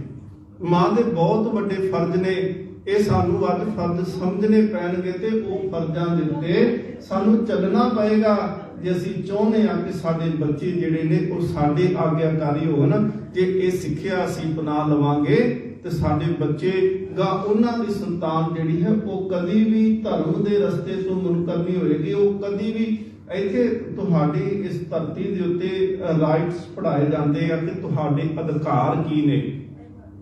ਅਧਿਕਾਰ ਦੱਸੇ ਜਾਂਦੇ ਨੇ, ਸਕੂਲ ਦੇ ਵਿੱਚ ਹੀ ਪੜ੍ਹਾ ਦਿੱਤੇ ਜਾਂਦੇ ਆ ਜੀ ਕਿ ਤੁਹਾਨੂੰ ਕੋਈ ਕੁਝ ਨਹੀਂ ਕਹਿ ਸਕਦਾ, ਤੁਹਾਡਾ ਅਧਿਕਾਰ ਆ ਜੀ, ਆ ਵੀ ਤੁਹਾਡਾ ਅਧਿਕਾਰ, ਆ ਵੀ। ਪਰ ਇੱਥੇ ਅਧਿਕਾਰ ਤੇ ਪੜ੍ਹਾਏ ਜਾਂਦੇ, ਫਰਜ਼ ਕਦੀ ਨਹੀਂ ਪੜ੍ਹਾਏ ਜਾਂਦੇ। ਫਰਜ਼ ਜਿਹੜੇ ਉਹ ਗੁਰੂ ਸਤਿਗੁਰੂ ਮਹਾਰਾਜ ਜੀ ਦੀ ਹਜ਼ੂਰੀ ਵਿੱਚ ਆ ਕੇ ਪਤਾ ਲੱਗਦਾ। ਮਹਾਰਾਜਾ ਦਲੀਪ ਸਿੰਘ ਮਹਾਰਾਣੀ ਜਿੰਦਾਂ ਤੋਂ 5 ਸਾਲ ਦੀ ਉਮਰ ਦੇ ਵਿੱਚ ਵਿਛੜੇ। ਮਹਾਰਾਣੀ ਜਿੰਦਾਂ ਨੇ ਵੀ ਉਹ ਕਿਹੜਾ ਦੁੱਖ ਸੀ ਜਿਹੜਾ ਨਹੀਂ ਚੱਲਿਆ। ਬੱਚੇ ਦੇ ਵਿਜੋਗ ਦੇ ਵਿੱਚ ਅੱਖਾਂ ਦੀ ਰੋਸ਼ਨੀ ਚਲੀ ਗਈ ਸੀ, ਦਿਸਦਾ ਨਹੀਂ ਸੀ ਉਹਨਾਂ ਨੂੰ। ਤੇ ਮਹਾਰਾਜਾ ਦਲੀਪ ਸਿੰਘ ਜੇ ਉਹਨਾਂ ਨੂੰ ਇੰਗਲੈਂਡ ਲੈ ਕੇ ਆਏ ਤੇ ਇੱਕ ਈਸਾਈ ਦੇ ਘਰ ਦੇ ਵਿੱਚ ਰੱਖਿਆ ਗਿਆ, ਪਾਦਰੀ ਦੇ ਘਰ ਦੇ ਵਿੱਚ। ਜ਼ਬਰਦਸਤੀ ਨਹੀਂ ਕੋਈ ਕੀਤੀ ਗਈ, ਪਰ ਪ੍ਰਭਾਵ ਹੌਲੀ ਹੌਲੀ ਇੰਨਾ ਪਾ ਦਿੱਤਾ ਕਿ ਮਹਾਰਾਜਾ ਦਲੀਪ ਸਿੰਘ ਜਿਹੜੇ ਸਨ ਉਹਨਾਂ ਨੇ ਆਪਣੇ ਕੇਸ ਕਤਲ ਕਰਾ ਦਿੱਤੇ, ਈਸਾਈਅਤ ਨੂੰ ਪ੍ਰਵਾਨ ਕਰ ਲਿਆ। ਅੰਗਰੇਜ਼ ਕਦੀ ਨਹੀਂ ਸੀ ਚਾਹੁੰਦੇ ਕਿ ਮਾਂ ਤੇ ਪੁੱਤਰ ਦਾ ਮਿਲਾਪ ਹੋਵੇ, ਪਰ ਜਿੱਦਣ ਕਲਕੱਤੇ ਫਿਰੇ ਮਿਲਾਪ ਹੋਇਆ ਜੀ, 12 ਸਾਲ ਬਾਅਦ ਮਾਂ ਤੇ ਪੁੱਤਰ ਜਿਹੜਾ ਸੀ ਉਹਨਾਂ ਨੇ ਕਲਕੱਤੇ ਦੇ ਵਿੱਚ ਮਿਲਣਾ ਸੀ। ਜਿੱਦਣ ਮਿਲੇ ਉਦੋਂ ਮਹਾਰਾਜਾ ਦਲੀਪ ਸਿੰਘ ਦੇ ਸਿਰ ਦੇ ਉੱਤੇ ਹੈਟ ਸੀ, ਟੋਪ ਪਾਇਆ ਹੋਇਆ ਸੀ। ਗਏ ਉੱਥੇ, ਮਹਾਰਾਣੀ ਜਿੰਦਾਂ ਨੂੰ ਉੱਥੇ ਸੱਦਿਆ ਗਿਆ। ਮਹਾਰਾਣੀ ਜਿੰਦਾਂ ਨੂੰ ਜਦੋਂ ਮਹਾਰਾਜਾ ਦਲੀਪ ਸਿੰਘ ਜੀ ਨੇ ਉਹਨਾਂ ਨੇ ਕੁੱਟ ਕੇ ਜਦੋਂ ਜੱਫੀ ਪਾਉਂਦੇ ਆ ਮਾਂ ਨੂੰ ਕਿ 12 ਸਾਲ ਬਾਅਦ ਮਿਲਿਆ, ਮਾਂ ਨੂੰ ਹੁਣ ਦਿਸਦਾ ਤੇ ਨਹੀਂ ਚਿਹਰਾ। ਮਾਤਾ ਨੇ ਜਦੋਂ ਸਿਰ ਤੇ ਹੱਥ ਲਾਇਆ ਤੇ ਜਦੋਂ ਸਿਰ ਤੇ ਹੱਥ ਲਾਉਂਦੀ ਤੇ ਮਹਿਸੂਸ ਹੋਇਆ ਕਿ ਵਾਲ ਕੱਟੇ ਹੋਏ ਨੇ, ਕੇਸ। ਮਹਾਰਾਣੀ ਜਿੰਦਾਂ ਨੇ ਇੱਕਦਮ ਧੱਕਾ ਦੇ ਕੇ ਜਿਹੜਾ ਸੀ ਮਹਾਰਾਜਾ ਦਲੀਪ ਸਿੰਘ ਨੂੰ ਪਿੱਛੇ ਕਰ ਦਿੱਤਾ। ਤੇ ਉਸ ਵੇਲੇ ਵਿਦਵਾਨ ਕਹਿੰਦੇ ਨੇ ਕਿ ਉਹਨਾਂ ਦੇ ਬੋਲ ਸੀ ਮੂੰਹ ਦੇ ਉੱਤੇ, ਜ਼ੁਬਾਨ ਦੇ ਉੱਤੇ ਇਹ ਬੋਲ ਸੀ ਕਿ ਸਰਕਾਰ ਤੂੰ ਜੋ ਮਰਜ਼ੀ ਮੇਰੇ ਨਾਲ ਕਰੇ, ਪਰ ਇਹ ਧੋਖਾ ਤੇ ਨਾ ਕਰ ਕਿ ਇਹ ਮੇਰਾ ਪੁੱਤਰ ਨਹੀਂ ਤੇ ਮੇਰਾ ਪੁੱਤਰ ਬਣਾ ਕੇ ਤੁਸੀਂ ਮੈਨੂੰ ਬੁਲਾਉਂਦੇ ਪਏ ਹੋ। ਰੋ ਰੋ ਕੇ ਦਲੀਪ ਸਿੰਘ ਨੇ ਇਹ ਆਖਿਆ ਸੀ, ਮਾਂ ਮੈਂ ਤੇਰਾ ਦਲੀਪ ਸਿੰਘ ਆ, ਮੈਂ ਤੇਰਾ ਹੀ ਪੁੱਤਰ ਆ। ਪਰ ਮਾਂ ਕਹਿੰਦੀ, ਮਹਾਰਾਣੀ ਜਿੰਦਾ ਕਹਿੰਦੀ, ਨਹੀਂ ਤੂੰ ਮੇਰਾ ਪੁੱਤ ਹੋ ਹੀ ਨਹੀਂ ਸਕਦਾ। ਕਹਿੰਦਾ ਕਿਉਂ? ਕਹਿੰਦੀ ਅਸਲ ਦੇ ਵਿੱਚ ਨਾ ਮੈਂ ਆਪਣੇ ਪੁੱਤਰ ਦੇ ਕੇਸ ਆਪ ਵਾਉਂਦੀ ਰਹੀ ਆ। ਮੈਂ ਆਪਣੇ ਪੁੱਤਰ ਨੂੰ ਸਾਹਿਬਜ਼ਾਦਿਆਂ ਦੀਆਂ ਸਾਖੀਆਂ ਸੁਣਾਉਂਦੀ ਰਹੀ ਆ। ਮੈਨੂੰ ਦੱਸਿਆ ਸੀ ਕਿ ਸਿੱਖੀ ਸਵਾਸਾਂ ਦੇ ਨਾਲ ਕਿਵੇਂ ਨਿਭਦੀ ਆ। ਮੈਨੂੰ ਦੱਸਿਆ ਸੀ ਕਿ ਭਾਈ ਤਾਰੂ ਸਿੰਘ ਵਰਗਿਆਂ ਨੇ ਖੋਪੜ ਤਾਂ ਲੁਹਾਇਆ, ਪਰ ਉਹਨਾਂ ਨੇ ਸਿੱਖੀ ਨਹੀਂ ਛੱਡੀ। ਮੇਰਾ ਪੁੱਤ ਕਦੀ ਕੇਸ ਨਹੀਂ ਕਤਲ ਕਰਾ ਸਕਦਾ, ਤੂੰ ਮੇਰਾ ਪੁੱਤ ਹੈ ਹੀ ਨਹੀਂ। ਫਿਰ ਰੋਂਦੇ ਹੋਏ ਦਲੀਪ ਸਿੰਘ ਨੇ ਇਹ ਗੱਲ ਆਖੀ ਸੀ, ਕਹਿਣ ਲੱਗਾ, ਮਾਂ ਮੈਂ ਤੇਥੋਂ ਨਹੀਂ ਇਕੱਲਾ ਵਿਛੜਿਆ, ਮੈਂ ਤੇ ਸਿੱਖੀ ਤੋਂ ਵੀ ਵਿਛੜ ਚੁੱਕਿਆ ਸੀ। ਪਰ ਇਹ ਸੱਚੀ ਗੱਲ, ਅੱਜ 12 ਸਾਲ ਬਾਅਦ ਮੈਨੂੰ ਮਾਂ ਮਿਲੀ ਆ। ਮੈਨੂੰ ਇਹ ਵੀ ਪਤਾ ਕਿ ਗੁਰੂ ਮੈਨੂੰ ਸਿੱਖੀ ਵੀ ਵਾਪਸ ਦੇ ਦੇਗਾ। ਉਸ ਤੋਂ ਬਾਅਦ ਵਿੱਚ ਮਹਾਰਾਜਾ ਦਲੀਪ ਸਿੰਘ ਨੇ ਕੇਸ ਰੱਖੇ ਸਨ। ਉਹਨੇ ਇੱਛਾ ਵੀ ਜ਼ਾਹਰ ਕੀਤੀ ਅੰਮ੍ਰਿਤ ਛਕਣ ਦੀ। ਸਤਿਗੁਰੂ ਮਹਾਰਾਜ ਪਾਤਸ਼ਾਹ ਜੀ ਕਿਰਪਾ ਕਰਦੇ ਨੇ। ਮਹਾਰਾਜ ਕਹਿੰਦੇ ਨੇ ਕਿ ਸੁੱਧ ਅਪਰਾਧ ਸੁਭਾਅ ਦੱਸਿਆ, ਔਰ ਮਾਂ ਦਾ ਸੁਭਾਅ ਕੀ ਦੱਸਦੇ ਨੇ। ਪ੍ਰੋਫੈਸਰ ਮੋਹਨ ਸਿੰਘ ਦੀ ਇੱਕ ਕਵਿਤਾ ਹੈ, ਕਹਿਣ ਲੱਗੇ, ਮਾਂ ਵਰਗਾ ਘਨਸ਼ਾਵਾਂ ਬੂਟਾ ਮੈਨੂੰ ਨਜ਼ਰ ਨਾ ਆਵੇ, ਜਿਸ ਤੋਂ ਲੈ ਕੇ ਸ਼ਾਮ ਉਦਾਰੀ ਰੱਬ ਨੇ ਸਵਰਗ ਬਣਾਏ। ਕਹਿੰਦੇ ਮਾਂ ਵਰਗਾ ਸੱਚੀ ਗੱਲ ਜੇ ਜਿੰਨੀ ਠੰਡੀ ਛਾਂ ਮਾਂ ਦੀ ਹੁੰਦੀ ਉਹਨੇ ਕਿਸੇ ਦੀ ਨਹੀਂ ਜੇ। ਜਿਹੜਾ ਮਰਦੀ ਦੁਨੀਆ ਦੇ ਬੂਟੇ ਦੇਖੋ, ਮਾਂ ਜਿੰਨਾ ਬੱਚੇ ਨੂੰ ਨਿੱਘ ਦਿੰਦੀ, ਮਾਂ ਜਿੰਨਾ ਬੱਚੇ ਨੂੰ ਪਿਆਰ ਦੇ ਸਕਦੀ, ਦੁਨੀਆ ਸਾਰੀ ਆਖੇਗੀ ਕਿ ਗੁਨੇਗਾਰ, ਮਾਂ ਕਹੇਗੀ ਕਿ ਨਹੀਂ ਮੇਰਾ ਪੁੱਤ ਗੁਨਾਹ ਕਰ ਹੀ ਨਹੀਂ ਸਕਦਾ। ਮਾਂ ਵਰਗਾ ਘਨਸ਼ਾਵਾਂ ਬੂਟਾ ਮੈਨੂੰ ਨਜ਼ਰ ਨਾ ਆਏ, ਜਿਸ ਤੋਂ ਲੈ ਕੇ ਛਾਂ ਉਧਾਰੀ ਰੱਬ ਨੇ ਸਵਰਗ ਬਣਾਏ। ਬਾਕੀ ਕੁੱਲ ਦੁਨੀਆ ਦੇ ਬੂਟੇ ਜਗ ਸੁੱਕਿਆਂ ਤੋਂ ਮਿਲਾਉਂਦੇ। ਬੂਟਾ ਜਦੋਂ ਰੂਟਸ ਥੱਲਿਓਂ ਟੁੱਟ ਜਾਂਦੀਆਂ ਨੇ, ਸੁੱਕ ਜਾਂਦੀਆਂ ਨੇ, जड़ां टुटणगीਆਂ ਤੇ ਬੂਟਾ ਸੁੱਕ ਜਾਏਗਾ। ਪਰ ਕਹਿੰਦੇ ਮਾਂ ਉਸ ਦਿਨ ਉਦਾਸ ਹੁੰਦੀ ਆ ਜਿਸ ਦਿਨ ਬੱਚੇ ਦੇ ਉੱਤੇ ਕੋਈ ਮੁਸੀਬਤ ਆ ਜਾਏ। ਮਾਂ ਦਾ ਹਿਰਦਾ ਐਵੇਂ ਦਾ ਤੁਸੀਂ ਮਹਿਸੂਸ ਕਰਦੇ, ਮਾਤਾਵਾਂ ਸਾਰੀਆਂ ਤੁਸੀਂ ਬੈਠੇ ਹੋ, ਬੱਚਾ ਭਾਵੇਂ ਦੂਰ ਬੈਠਾ ਹੋਵੇ, ਤੁਸੀਂ ਵਿਦੇਸ਼ ਵਿੱਚ ਬੈਠੇ ਹੋ, ਤੁਸੀਂ ਦੇਸ਼ ਵਿੱਚ ਬੈਠੇ ਹੋ, ਬੱਚਾ ਉਦਾਸ ਹੋਵੇ, ਕੋਈ ਮੁਸੀਬਤ ਆ ਜਾਏ, ਇੱਕ ਦਿਨ ਕਾਲਜੇ ਨੂੰ ਧੂਹ ਪੈ ਜਾਂਦੀ ਆ ਕਿ ਬੱਚਾ ਮੇਰਾ ਹਾਏ ਸਹੀ ਤੇ ਹੋਵੇ। ਰੱਬ ਦੇ ਅੱਗੇ ਹੱਥ ਉਸੇ ਵੇਲੇ ਜੁੜ ਜਾਂਦੇ ਆ। ਵਿਦਵਾਨ ਤੇ ਇੱਥੋਂ ਤੱਕ ਕਹਿੰਦੇ ਆ, ਕਹਿੰਦੇ ਮਾਂ ਨੂੰ ਰੱਬ ਵਰਗਾ ਦਰਜਾ ਹੀ ਤਾਂ ਦਿੱਤਾ ਏ ਕਿ ਬੱਚਾ ਰੋਂਦਾ ਪਿਆ ਹੈ, ਜੇ ਰੋਂਦਾ ਵੀ ਨਹੀਂ ਹੋਵੇ, ਖੇਡਦਾ ਹੀ ਪਿਆ ਹੋਵੇ, ਬੱਚਾ ਝੂਲੇ ਵਿੱਚ ਪਿਆ ਹੋਵੇ, ਮਾਂ ਘਰ ਦੇ ਵਿੱਚ ਝਾੜੂ ਪੂੰਝਾ ਕਰਦੀ ਹੋਵੇ, ਕੰਮਕਾਰ ਕਰਦੀ ਹੋਵੇ, ਉਹ ਇੱਕਦਮ ਬੱਚੇ ਨੂੰ ਚੁੱਕੇਗੀ ਤੇ ਉਹਨੂੰ ਦੁੱਧ ਪਿਆਉਣਾ ਸ਼ੁਰੂ ਕਰੇਗੀ।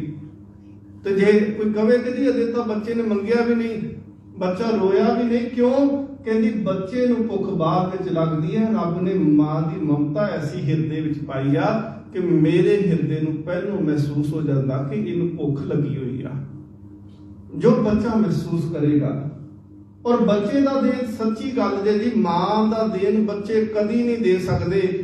ਅਸੀਂ ਘਰ ਦੇ ਵਿੱਚ ਕੋਈ ਗੈਸਟ ਆ ਜਾਏ ਤੇ ਅਸੀਂ ਕਿੰਨੀ ਤਿਆਰੀ ਕਰਦੇ ਆ, ਘਰ ਸਾਫ਼ ਸਫਾਈ ਕਰੋ, ਘਰ ਦੀ ਝਾੜ ਪੂੰਝ ਕਰੋ, ਪੋਚੇ ਲਗਾਓ, ਬਿਲਕੁਲ ਅਸੀਂ ਘਰ ਨੂੰ ਧੋ ਕਰਕੇ ਰੱਖ ਦਿੰਦੇ ਆ। ਪਰ ਜਿੱਦਣ ਅਸੀਂ ਸੰਸਾਰ ਦੇ ਵਿੱਚ ਆਉਣਾ ਸੀ, ਮਾਂ ਨੇ ਆਪਣੀ ਕੁੱਖ ਨੂੰ ਖੂਨ ਦੇ ਨਾਲ ਧੋ ਕੇ ਸਾਡਾ ਸਵਾਗਤ ਕੀਤਾ। ਜਦੋਂ ਉਹ ਅਵਸਥਾ ਜਿਹੜੀ ਸੀ ਗਰਭ ਦੀ, ਜੇ ਲਾਗੇ ਬੈਠਾ ਕੋਈ ਰੋਟੀ ਖਾਂਦਾ ਹੈ ਤੇ ਮਾਂ ਦੇ ਜਿਹੜਾ ਸੀ ਉਹਦੇ ਰੋਟੀ ਗਲੇ ਦੇ ਵਿੱਚ ਨਹੀਂ ਲੰਘਦੀ ਪਈ, ਉਹ ਖਾ ਨਹੀਂ ਸਕਦੀ ਚੰਗੀ ਤਰ੍ਹਾਂ। ਉਸ ਅਵਸਥਾ ਵਿੱਚ ਮਾਂ ਉਹਨੇ ਦਿਨਾਂ ਤੱਕ ਚੰਗੀ ਤਰ੍ਹਾਂ ਸੌ ਨਹੀਂ ਸਕੀ, ਨਾ ਖਾ ਸਕੀ, ਨਾ ਸੌ ਸਕੀ, ਨਾ ਚੰਗੀ ਤਰ੍ਹਾਂ ਤੁਰ ਫਿਰ ਸਕੀ। ਮਾਂ ਐਸੀ ਅਵਸਥਾ ਹੈ ਕਿ ਜੇ ਅੱਜ ਤੇ ਚਲੋ ਡਾਈਪਰ ਬੰਨ ਦਿੰਦੇ ਜੇ, ਪਰ ਪੁਰਾਣੇ ਸਮੇਂ ਦੇ ਵਿੱਚ ਦੇਖੋ, ਜੇ ਸਿਆਲ ਦੇ ਦਿਨਾਂ 'ਚ ਬੱਚਾ ਬਿਸਤਰਾ ਗਿੱਲਾ ਕਰਦਾ ਹੈ ਤੇ ਮਾਂ ਬੱਚੇ ਨੂੰ ਨਹੀਂ ਗਿੱਲੇ ਥਾਂ ਤੇ ਪਾਉਂਦੀ ਪਈ, ਮਾਂ ਆਪ ਗਿੱਲੇ ਥਾਂ ਤੇ ਰਾਤ ਕੱਟਦੀ ਹੈ ਤੇ ਬੱਚੇ ਨੂੰ ਸੁੱਕੇ ਥਾਂ ਤੇ ਕੱਟ ਆਉਂਦੀ ਹੈ। ਪ੍ਰੋਫੈਸਰ ਪੂਰਨ ਸਿੰਘ ਹੋਣੀ ਕਹਿੰਦੇ, ਜਿੱਦਣ ਮਾਂ ਤੂੰ ਮੈਨੂੰ ਮਿਲਦੀ ਹੈ ਤੇ ਉਦੋਂ ਸਿੱਖੀ ਮੈਨੂੰ ਮਿਲ ਜਾਂਦੀ ਆ। ਮਸਕੀਨ ਸਾਹਿਬ ਇੱਕ ਗਾਥਾ ਸੁਣਾਉਂਦੇ ਸੀ, ਕਹਿੰਦੇ ਇੱਕ ਨੌਜਵਾਨ ਤੇ ਉਹਦਾ ਮਨ ਜਿਹੜਾ ਸੀ ਮੋਹਿਤ ਕਿਸੇ ਸੁੰਦਰੀ ਦੇ ਉੱਤੇ ਹੋ ਗਿਆ, ਰਾਜਕੁਮਾਰੀ ਦੇ ਉੱਤੇ ਮੋਹਿਤ ਹੋਇਆ ਤੇ ਉਹਨੇ ਰਾਜਕੁਮਾਰੀ ਨੂੰ ਜਾ ਕੇ ਆਖਿਆ, ਕਹਿਣ ਲੱਗਾ ਮੈਂ ਤੇਰੇ ਨਾਲ ਵਿਆਹ ਕਰਾਉਣਾ ਚਾਹੁੰਦਾ ਹੈ। ਉਹ ਕਹਿੰਦੀ ਮੈਂ ਵਿਆਹ ਤੇ ਕਰਾ ਲਵਾਂਗੀ, ਪਰ ਮੇਰੀ ਸ਼ਰਤ ਹੈ ਉਹਦੇ ਵਾਸਤੇ। ਕਹਿੰਦਾ ਕੀ? ਕਹਿੰਦੀ ਤੂੰ ਆਪਣੀ ਮਾਂ ਦਾ ਕਲੇਜਾ ਕੱਢ ਕੇ ਲੈ ਕੇ ਆ ਸਕਦਾ ਹੈ?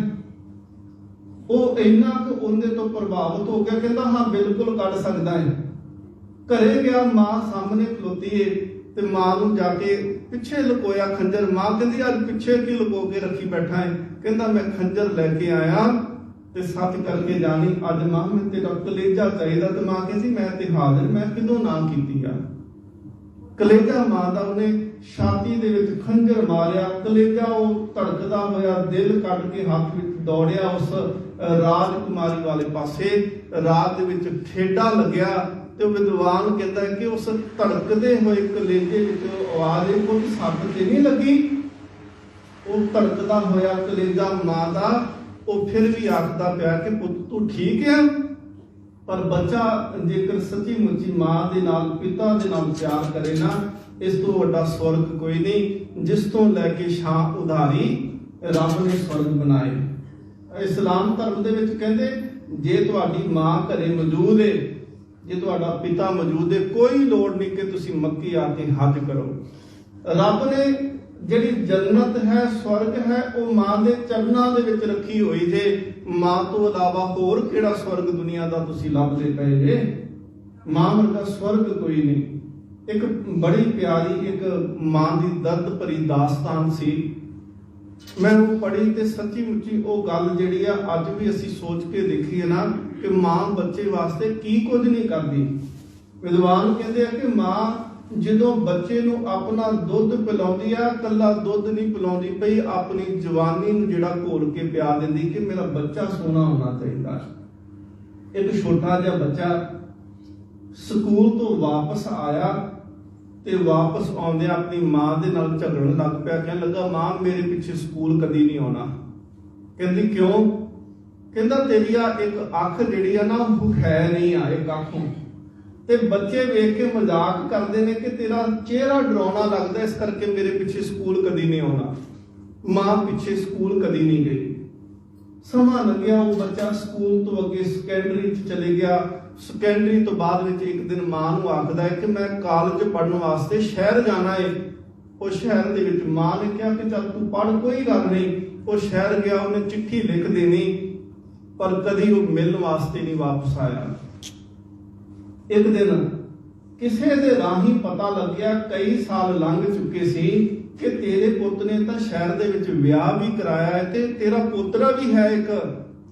ਉਹ ਮਾਂ ਮਮਤਾ ਸੀ ਨਾ, ਮਾਂ ਦੇ ਕਾਲਜੇ ਨੂੰ ਹੂਕ ਪਈ। ਮਾਂ ਨੇ ਚੁੱਕਿਆ ਆਪਣਾ ਥੋੜਾ ਸਮਾਨ ਕਿ ਮੈਂ ਮਿਲ ਕੇ ਆਵਾਂ। ਐਡਰੈਸ ਲੱਭਿਆ, ਉਹ ਤੁਰਦੀ ਫਿਰਦੀ ਲੱਭਦੀ ਲਭਾਉਂਦੀ ਜਦੋਂ ਪੁੱਤ ਦੇ ਘਰ ਦੇ ਬੂਹੇ ਅੱਗੇ ਗਈ, ਪੁੱਤ ਤੇ ਇਹਦੇ ਅੰਦਰ ਬੈਠਾ ਸੀ। ਉਹਨੇ ਜਾ ਕੇ ਦਰਵਾਜ਼ਾ ਖੜਕਾਇਆ ਤੇ ਛੋਟੇ ਬੱਚੇ ਨੇ ਦਰਵਾਜ਼ਾ ਖੋਲਿਆ।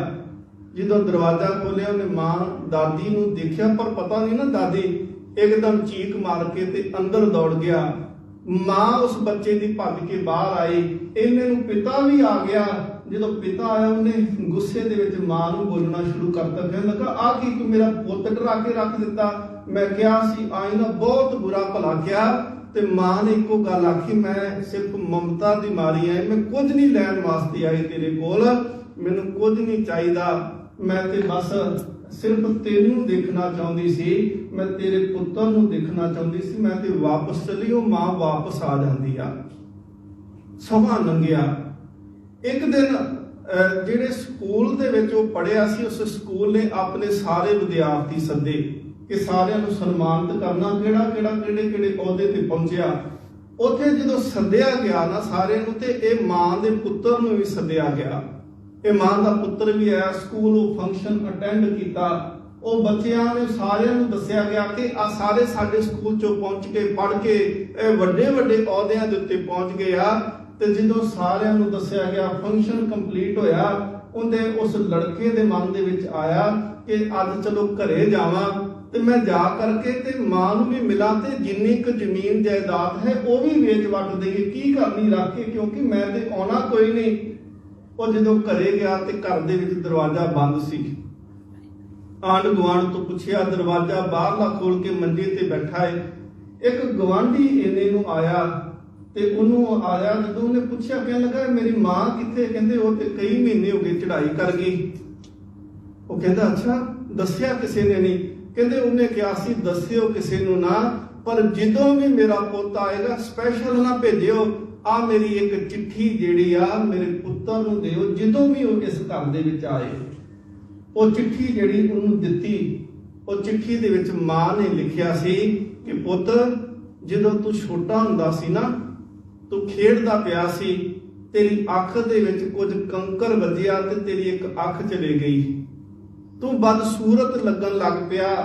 ਮੈਂ ਤੈਨੂੰ ਹਸਪੀਟਲ ਦੇ ਵਿੱਚ ਲੈ ਕੇ ਗਈ, ਡਾਕਟਰ ਕਹਿੰਦੇ ਸੀ ਅੱਖ ਦਾ ਕੁਝ ਨਹੀਂ ਹੋ ਸਕਦਾ, ਹਾਂ ਕੋਈ ਅੱਖ ਡੋਨੇਟ ਕਰਦੇ, ਦਾਨ ਕਰਦੇ, ਉਹ ਅੱਖ ਪੈ ਸਕਦੀ ਆ, ਪਰ ਅੱਖ ਕੌਣ ਦਾਨ ਕਰੇ? ਫਿਰ ਮੈਂ ਕਿਹਾ ਕਿ ਨਹੀਂ, ਮੇਰਾ ਪੁੱਤ ਹੈ, ਮੈਂ ਆਪਣੀ ਇੱਕ ਅੱਖ, ਜਿਉਂਦਿਆਂ ਦੀ ਇੱਕ ਅੱਖ ਜਿਹੜੀ ਸੀ ਉਹ ਤੈਨੂੰ ਦਾਨ ਕਰ ਦਿੱਤੀ। ਮੇਰਾ ਪੁੱਤ ਸੋਹਣਾ ਲੱਗੇ, ਮੇਰਾ ਪੁੱਤ ਬਦਸੂਰਤ ਨਾ ਲੱਗੇ, ਮੈਂ ਆਪਣੀ ਅੱਖ ਤੈਨੂੰ ਦਾਨ ਕਰ ਦਿੱਤੀ ਕਿ ਤੂੰ ਸੋਹਣਾ ਲੱਗੇ। ਉਸ ਦਿਨ ਤੋਂ ਬਾਅਦ ਤੂੰ ਤੇ ਸੋਹਣਾ ਹੋ ਗਿਆ, ਪਰ ਮੈਂ ਕਰੂਪ ਹੋ ਗਈ। ਪਰ ਤੂੰ ਹਮੇਸ਼ਾ ਇਹ ਪੁੱਛਦਾ ਸੀ ਨਾ ਕਿ ਮੈਂ ਕਰੂਪ ਕਿਉਂ, ਮੈਂ ਬਦਸੂਰਤ ਕਿਉਂ ਲੱਗਦੀ ਆ? ਮੇਰੀ ਇਸ ਬਦਸੂਰਤੀ ਪਿੱਛੇ ਤੇਰੀ ਖੂਬਸੂਰਤੀ ਲੁਕੀ ਹੋਈ ਸੀ, ਪਰ ਅੱਜ ਤੂੰ ਮੈਨੂੰ ਸਮਝ ਨਹੀਂ ਅਸਲ ਦੇ ਵਿੱਚ ਸਕਿਆ। ਤੂੰ ਹਮੇਸ਼ਾ ਮੇਰੇ ਨਾਲ ਨਫ਼ਰਤ ਕੀਤੀ, ਮੈਂ ਹਮੇਸ਼ਾ ਤੇਰੇ ਨਾਲ ਪਿਆਰ ਕਰਦੀ ਰਹੀ। ਉਸ ਦਿਨ ਮਾਂ ਦੀ ਉਹ ਚਿੱਠੀ ਪੜ੍ਹ ਕੇ ਉਹਦੇ ਅੰਦਰ ਤੱਕ ਜਿਹੜਾ ਸੀ, ਉਹ ਜਿਵੇਂ ਕੋਈ ਅਨਿਆਲਾ ਤੀਰ ਵੱਜ ਜਾਂਦਾ ਹੈ ਨਾ ਤੇ ਅੰਦਰ ਨੂੰ ਪਾੜ ਕੇ ਰੱਖ ਦਿੰਦਾ, ਬਿਲਕੁਲ ਉਵੇਂ ਮਹਿਸੂਸ ਹੋਇਆ। ਉਸ ਦਿਨ ਪਛਤਾਵਾ ਹੋਇਆ, ਪਰ ਅੱਜ ਮਾਂ ਦੇ ਉਹ ਪੈਰ ਨਹੀਂ ਦਿਸਦੇ ਜਿਨ੍ਹਾਂ ਨੂੰ ਫੜ ਕੇ ਕਵੇ ਕਿ ਮਾਂ ਮੈਂ ਗਲਤੀ ਕਰ ਬੈਠਾ, ਮੈਂ ਤੇਰੇ ਤੋਂ ਮਾਫੀ ਮੰਗਣਾ ਚਾਹੁੰਦਾ। ਅੱਜ ਮੌਕਾ ਨਹੀਂ ਕੋਲ ਰਿਹਾ। ਸਤਿਗੁਰੂ ਮਹਾਰਾਜ ਕਹਿੰਦੇ ਦੇਖੋ ਅੱਜ ਸਾਡੇ ਕੋਲ ਮੌਕਾ ਜੇ, ਅਸੀਂ ਪਰਿਵਾਰਾਂ ਵਿੱਚ ਰਹਿੰਦੇ ਆ, ਅਸੀਂ ਮਾਂ ਪਿਓ ਦੇ ਕੋਲ ਰਹਿੰਦੇ ਆ, ਅੱਜ ਮੌਕਾ ਸਮਝੋ। ਇਹ ਚਲੇ ਜਾਣੇ ਆ ਜੀ ਜਿਹੜੇ ਅੱਜ ਬੈਠੇ ਆ, ਇਹਨਾਂ ਨੇ ਜਾਣਾ ਸੀ ਕਿਹੜਾ ਬੈਠੇ ਰਹਿਣਾ। ਜਿਹੜੇ ਸਾਡੇ ਤੋਂ ਪਹਿਲੇ ਸੀ, ਕਿੱਥੇ ਤੈਨੇ ਮਾਪਿਆਂ। ਜਿੰਨੀ ਤੂੰ ਜਿਹੜੇ ਹੋਏ ਸਾਡੇ ਮਾਂ ਪਿਓ ਤੁਰ ਗਏ, ਸਾਡਿਆਂ ਨੇ ਵੀ ਤੁਰ ਜਾਣਾ, ਉਹਨਾਂ ਦੇ ਤੁਰੇ, ਇਹ ਸਾਰਿਆਂ ਨੇ ਜਾਣਾ ਹੈ ਨਾ ਅਕਸਰ। ਪਰ ਮੁੜ ਕੇ ਅਫਸੋਸ ਕੱਲਾ ਰਹਿ ਗਿਆ ਕਿ ਜੇ ਸਮਾਂ ਹੁੰਦਾ ਇੰਨਾ ਆਪਣੇ ਆਪ ਨੂੰ ਮਸ਼ੀਨ ਨਾ ਬਣਾ ਲਓ। ਮਸ਼ੀਨ ਨੂੰ ਕੁਝ ਨਹੀਂ ਮਹਿਸੂਸ ਹੁੰਦਾ ਜੀ। ਜਿੱਥੇ ਤੁਸੀਂ ਆ ਕੇ ਅੱਜ ਬੈਠ ਕੇ ਹੋ ਨਾ, ਇੱਥੇ ਸੱਚੀ ਗੱਲ ਦੇ ਤੁਸੀਂ ਗੁੱਸਾ ਨਾ ਇਸ ਗੱਲ ਦਾ ਕਰਿਓ, ਤੁਸੀਂ ਮਸ਼ੀਨ ਬਣ ਕੇ ਰਹਿ ਗਏ। ਮਸ਼ੀਨ ਦੇ ਅੱਗੇ ਲੱਕੜ ਰੱਖ ਦੋ, ਉਹ ਵੀ ਕੱਟ ਦਿੰਦੀ, ਹੱਥ ਰੱਖ ਦੋਗੇ ਉਹ ਵੀ ਕੱਟ ਦੇਗੀ, ਉਹਨੂੰ ਮਹਿਸੂਸ ਨਹੀਂ ਹੋਣਾ ਦਰਦ ਕਿਸੇ ਦਾ। ਤੁਸੀਂ ਮਹਿਸੂਸ ਕਰੋ, ਤੁਹਾਡੇ ਮਾਂ ਤੁਹਾਡੇ ਪਿਤਾ ਕੁਝ ਨਹੀਂ ਜੀ ਮੰਗਦੇ। ਇੱਕ ਉਦਾਹਰਨ ਵਿਦਵਾਨ ਬੜੀ ਸੋਹਣੀ ਦਿੰਦੇ ਸੀ, ਕਹਿੰਦੇ ਇੱਕ ਦੋਸਤ ਨਾ ਦੂਜੇ ਦੋਸਤ ਨੂੰ ਮਿਲਣ ਵਾਸਤੇ ਆਇਆ।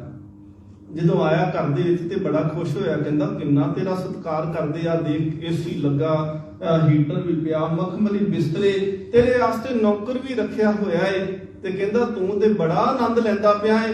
ਕਹਿੰਦਾ ਨਹੀਂ, ਆਨੰਦ ਕਾਹਦਾ, ਇਸ ਆਨੰਦ ਨਾਲੋਂ ਤੇ ਮੇਰੇ ਤੋਂ ਕੁਝ ਵੀ ਨਾ ਹੁੰਦਾ, ਮੈਂ ਤਾਂ ਵੀ ਸੁਖੀ ਸਾਂ, ਪਰ ਮੇਰੇ ਕੋਲ ਮੇਰਾ ਪਰਿਵਾਰ ਤਾਂ ਹੁੰਦਾ। ਉਹ ਕਹਿੰਦੇ ਕਿਉਂ ਦੁਖੀ ਕਿਉਂ? ਕਹਿੰਦਾ ਸਵੇਰ ਜਦੋਂ ਹੁੰਦੀ ਆ ਨਾ, ਮੇਰਾ ਪੁੱਤਰ ਮੇਰੇ ਬੂਹੇ ਕੋਲ ਲੰਘਦਾ ਏ, ਛੇਤੀ ਛੇਤੀ ਦੇ ਵਿੱਚ ਲੰਘ ਜਾਂਦਾ ਹੈ, ਮੇਰੀ ਨੂੰਹ ਮੇਰੀ ਧੀ ਲੰਘ ਜਾਂਦੀ, ਮੇਰੇ ਪੋਤਰੇ ਪੋਤਰੀਆਂ ਲੰਘ ਜਾਂਦੇ ਆ, ਫਿਰ ਮੈਂ ਸੋਚਦਾ ਨਹੀਂ ਛੇਤੀ ਹੋਣੀ ਹੈ, ਵਾਪਸ ਆਉਣਗੇ ਫਿਰ ਤੇ ਮੈਨੂੰ ਮਿਲਣਗੇ ਨਾ। ਜਦੋਂ ਵਾਪਸ ਆਉਂਦੇ ਮੇਰਾ ਪੁੱਤ ਲੇਟ ਕੰਮ ਤੋਂ ਆਇਆ, ਆ ਕੇ ਥੱਕਿਆ ਟੁੱਟਿਆ ਸੌਂ ਗਿਆ, ਨੂੰਹ ਆਈ ਉਹਨੇ ਘਰ ਦਾ ਕੰਮ ਕਰਨਾ ਸੀ, ਬੱਚੇ ਆਏ ਉਹ ਖੇਡਣ ਵਿੱਚ ਰੁੱਝ ਗਏ, ਮੈਂ ਸਵੇਰੇ ਵੀ ਉਡੀਕਦਾ ਰਿਹਾ, ਮੈਂ ਸ਼ਾਮ ਨੂੰ ਵੀ ਉਡੀਕਦਾ ਰਿਹਾ, ਮੇਰੇ ਕੋਲ ਕੋਈ ਨਹੀਂ ਬੈਠਦਾ ਪਿਆ। ਇਹ ਸਭ ਤੋਂ ਵੱਡਾ ਦੁਖਾਂਤ ਆ। ਦੁਨੀਆ ਦੇ ਸੁੱਖ ਮਾਪਿਓ ਨੂੰ ਨਹੀਂ ਚਾਹੀਦੇ ਹੁੰਦੇ, ਉਹ ਨਾ ਹੀ ਉਹ ਲੱਭਦੇ ਨੇ ਕਿ ਸਾਨੂੰ ਆ ਸੁੱਖ ਦੇ ਦਿਓ ਦੁਨੀਆ ਦੇ। ਉਹਨਾਂ ਕੀ ਲੈਣਾ ਸਭ ਤੋਂ ਵੱਡੀ ਸੰਪਤੀ। ਜੇ ਉਹਨਾਂ ਨੂੰ ਸੁੱਖ ਹੀ ਚਾਹੀਦੇ ਹੁੰਦੇ, ਉਹ ਕਿਉਂ ਮਰ ਮਰ ਕੇ ਸਾਨੂੰ ਪਾਲ ਕੇ ਇੱਥੋਂ ਤੱਕ ਲੈ ਕੇ ਆਉਂਦੇ?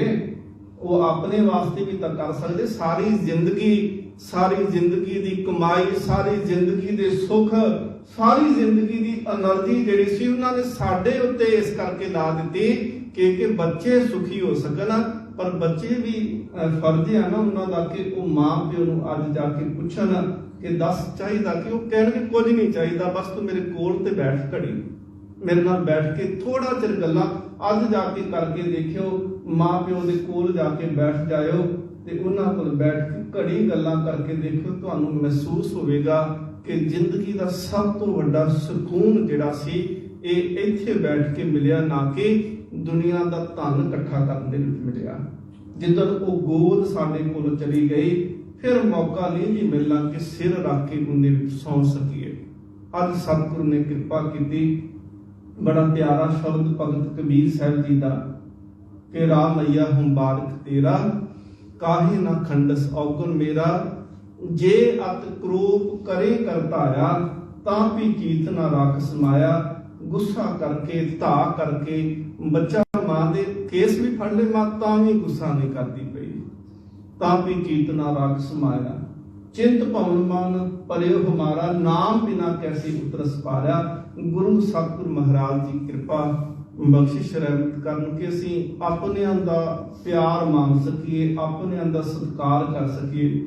ਜੇ ਅਸੀਂ ਮਾਂ ਪਿਓ ਦਾ ਸਤਿਕਾਰ ਨਹੀਂ ਕਰ ਸਕਦੇ, ਫਿਰ ਇਹਦਾ ਮਤਲਬ ਅਸੀਂ ਗੁਰੂ ਦਾ ਸਤਿਕਾਰ ਵੀ ਨਹੀਂ ਕਰ ਸਕਦੇ। ਜਿਹਨੂੰ ਮਾਂ ਦੇ ਵਿੱਚੋਂ ਰੱਬ ਨਹੀਂ ਨਾ ਦਿਸਦਾ ਪਿਆ, ਜਿਹਨੂੰ ਪਿਤਾ ਦੇ ਵਿੱਚੋਂ ਰੱਬ ਨਹੀਂ ਦਿਸਦਾ ਪਿਆ, ਉਹ ਫਿਰ ਕਿਹੜਾ ਹੋਰ ਰੱਬ ਲੱਭਣ ਵਾਸਤੇ ਤੁਰਿਆ? ਜਿੱਥੇ ਮਰਜ਼ੀ ਚਲੇ ਜਾਓ, ਸਤਿਗੁਰੂ ਮਹਾਰਾਜ ਕਹਿੰਦੇ ਕੋਈ ਰੱਬ ਨਹੀਂ ਜੀ ਲੱਭਣਾ। ਰੱਬ ਤੇ ਤੂੰ ਘਰ ਦੇ ਵਿੱਚ ਛੱਡ ਕੇ ਆ ਗਿਆ, ਜਿਹਨੂੰ ਤੂੰ ਪੁੱਛਦਾ ਨਹੀਂ ਪਿਆ। ਅਸਲ ਦੇ ਵਿੱਚ ਉਹ ਜਿਉਂਦਾ ਜਾਗਦਾ ਰੱਬ ਸੀ, ਪਰਮਾਤਮਾ। ਜਦੋਂ ਕਹਿੰਦੇ ਨਾ ਪਰਮਾਤਮਾ, ਅਖੀਰ ਦੇ ਵਿੱਚ ਉਹਦੇ ਵਿੱਚ ਵੀ ਮਾਂ ਸ਼ਬਦ ਆਉਂਦਾ ਹੈ। ਪਰਮਾਤਮਾ ਜਿਹਨੂੰ ਅਸੀਂ ਕਦੀ ਨਹੀਂ ਦੇਖਿਆ, ਉਹ ਪਰਮ ਆਤਮਾ ਨੂੰ ਅਸੀਂ ਮਾਂ ਕਰਕੇ, ਪਰਮ ਮਾਂ ਕਰਕੇ ਜਾਣਦੇ ਆ। ਪਰ ਜਿਹੜੀ ਮਾਂ ਘਰ ਦੇ ਵਿੱਚ ਹੈ, ਉਸ ਮਾਂ ਦਾ ਖਿਆਲ ਕਰੀ, ਉਸ ਪਿਤਾ ਦਾ ਖਿਆਲ ਕਰੀ, ਉਹਨਾਂ ਬਜ਼ੁਰਗਾਂ ਨੂੰ ਸਾਂਭੀਏ, ਸਮਾਂ ਰਹਿੰਦੇ ਉਹਨਾਂ ਤੋਂ ਸੁੱਖ ਲਈਏ, ਅਸੀਸਾਂ ਲਈਏ। ਉਹਨਾਂ ਦੀ ਯਾਦ ਸਾਡੇ ਹਿਰਦੇ ਵਿੱਚ ਮੁੜ ਕੇ ਟਿਕੀ ਰਹੇਗੀ। ਫਿਰ ਮਹਿਸੂਸ ਹੀ ਨਹੀਂ ਹੋਏਗਾ ਕਿ ਕਦੀ ਉਹ ਸਾਡੇ ਤੋਂ ਦੂਰ ਗਏ ਨੇ। ਸਤਿਗੁਰੂ ਸੱਚੇ ਪਾਤਸ਼ਾਹ ਮਹਾਰਾਜ ਕਿਰਪਾ ਕਰਨ ਕਿ ਅਸੀਂ ਗੁਰੂ ਦੇ ਨਾਲ ਵੀ ਐਸੇ ਰਿਸ਼ਤੇ ਬਣਾਈਏ, ਤੇ ਜਿਹੜੇ ਰਿਸ਼ਤੇ ਮਿਲੇ ਨੇ ਉਹਨਾਂ ਰਿਸ਼ਤਿਆਂ ਤੋਂ ਦੌੜੀਏ ਨਾ, ਭੱਜੀਏ ਨਾ, ਉਹਨਾਂ ਰਿਸ਼ਤਿਆਂ ਦੇ ਫਰਜ਼ਾਂ ਨੂੰ ਨਿਭਾਉਣਾ ਕਰੀਏ। ਹੋਈਆਂ ਬਿਲਕੁਲਾਂ ਦੀ ਖਿਮਾ ਸਤਿਗੁਰੂ ਮਹਾਰਾਜ ਪਾਤਸ਼ਾਹ ਕਿਰਪਾ ਕਰਨ। ਮਹਾਰਾਜ ਜੀ ਕਿਰਪਾ ਕਰਦੇ ਨੇ ਕਿ ਮਾਂ ਅੰਬੇ ਥਾਂ ਮਿੱਠੜਾ, ਸਾਈਂ ਬਹਿੰਡਾ इठड़ा फिर मालिक का रिश्ता भी बड़ा प्यारा लगन लग पैंदा है। फिर साईं जिहड़ा है वो इन्ना मिठा लगन लग पैंदा है। मां अब्बे थां मिठड़ा, मां वर्गा प्यो वर्गा, इन्हां तो भी ज्यादा मिठास फिर गुरु दे नाल रिश्ते विच आउंदी आ। सतगुरु महाराज कृपा बख्शिश रहमत करन। बाकी दे विचारां आपां शाम 6 ਤੋਂ 7 कथा दे विच लड़ीवार जपजी साहब उहदे विच भी करनियां। आप संगत समय सिर पहुंच के लाहा प्राप्त कर सकते हो। होया बेअंत भुलां दी खिमा जी, आसीस बख्शो, गुरु कृपा करे कि आप संगत के चरण परसन का सुभाग प्राप्त होवे। बुलाओ फतेह जी, आखो जी वाहिगुरु जी का खालसा वाहिगुरु जी की फतेह।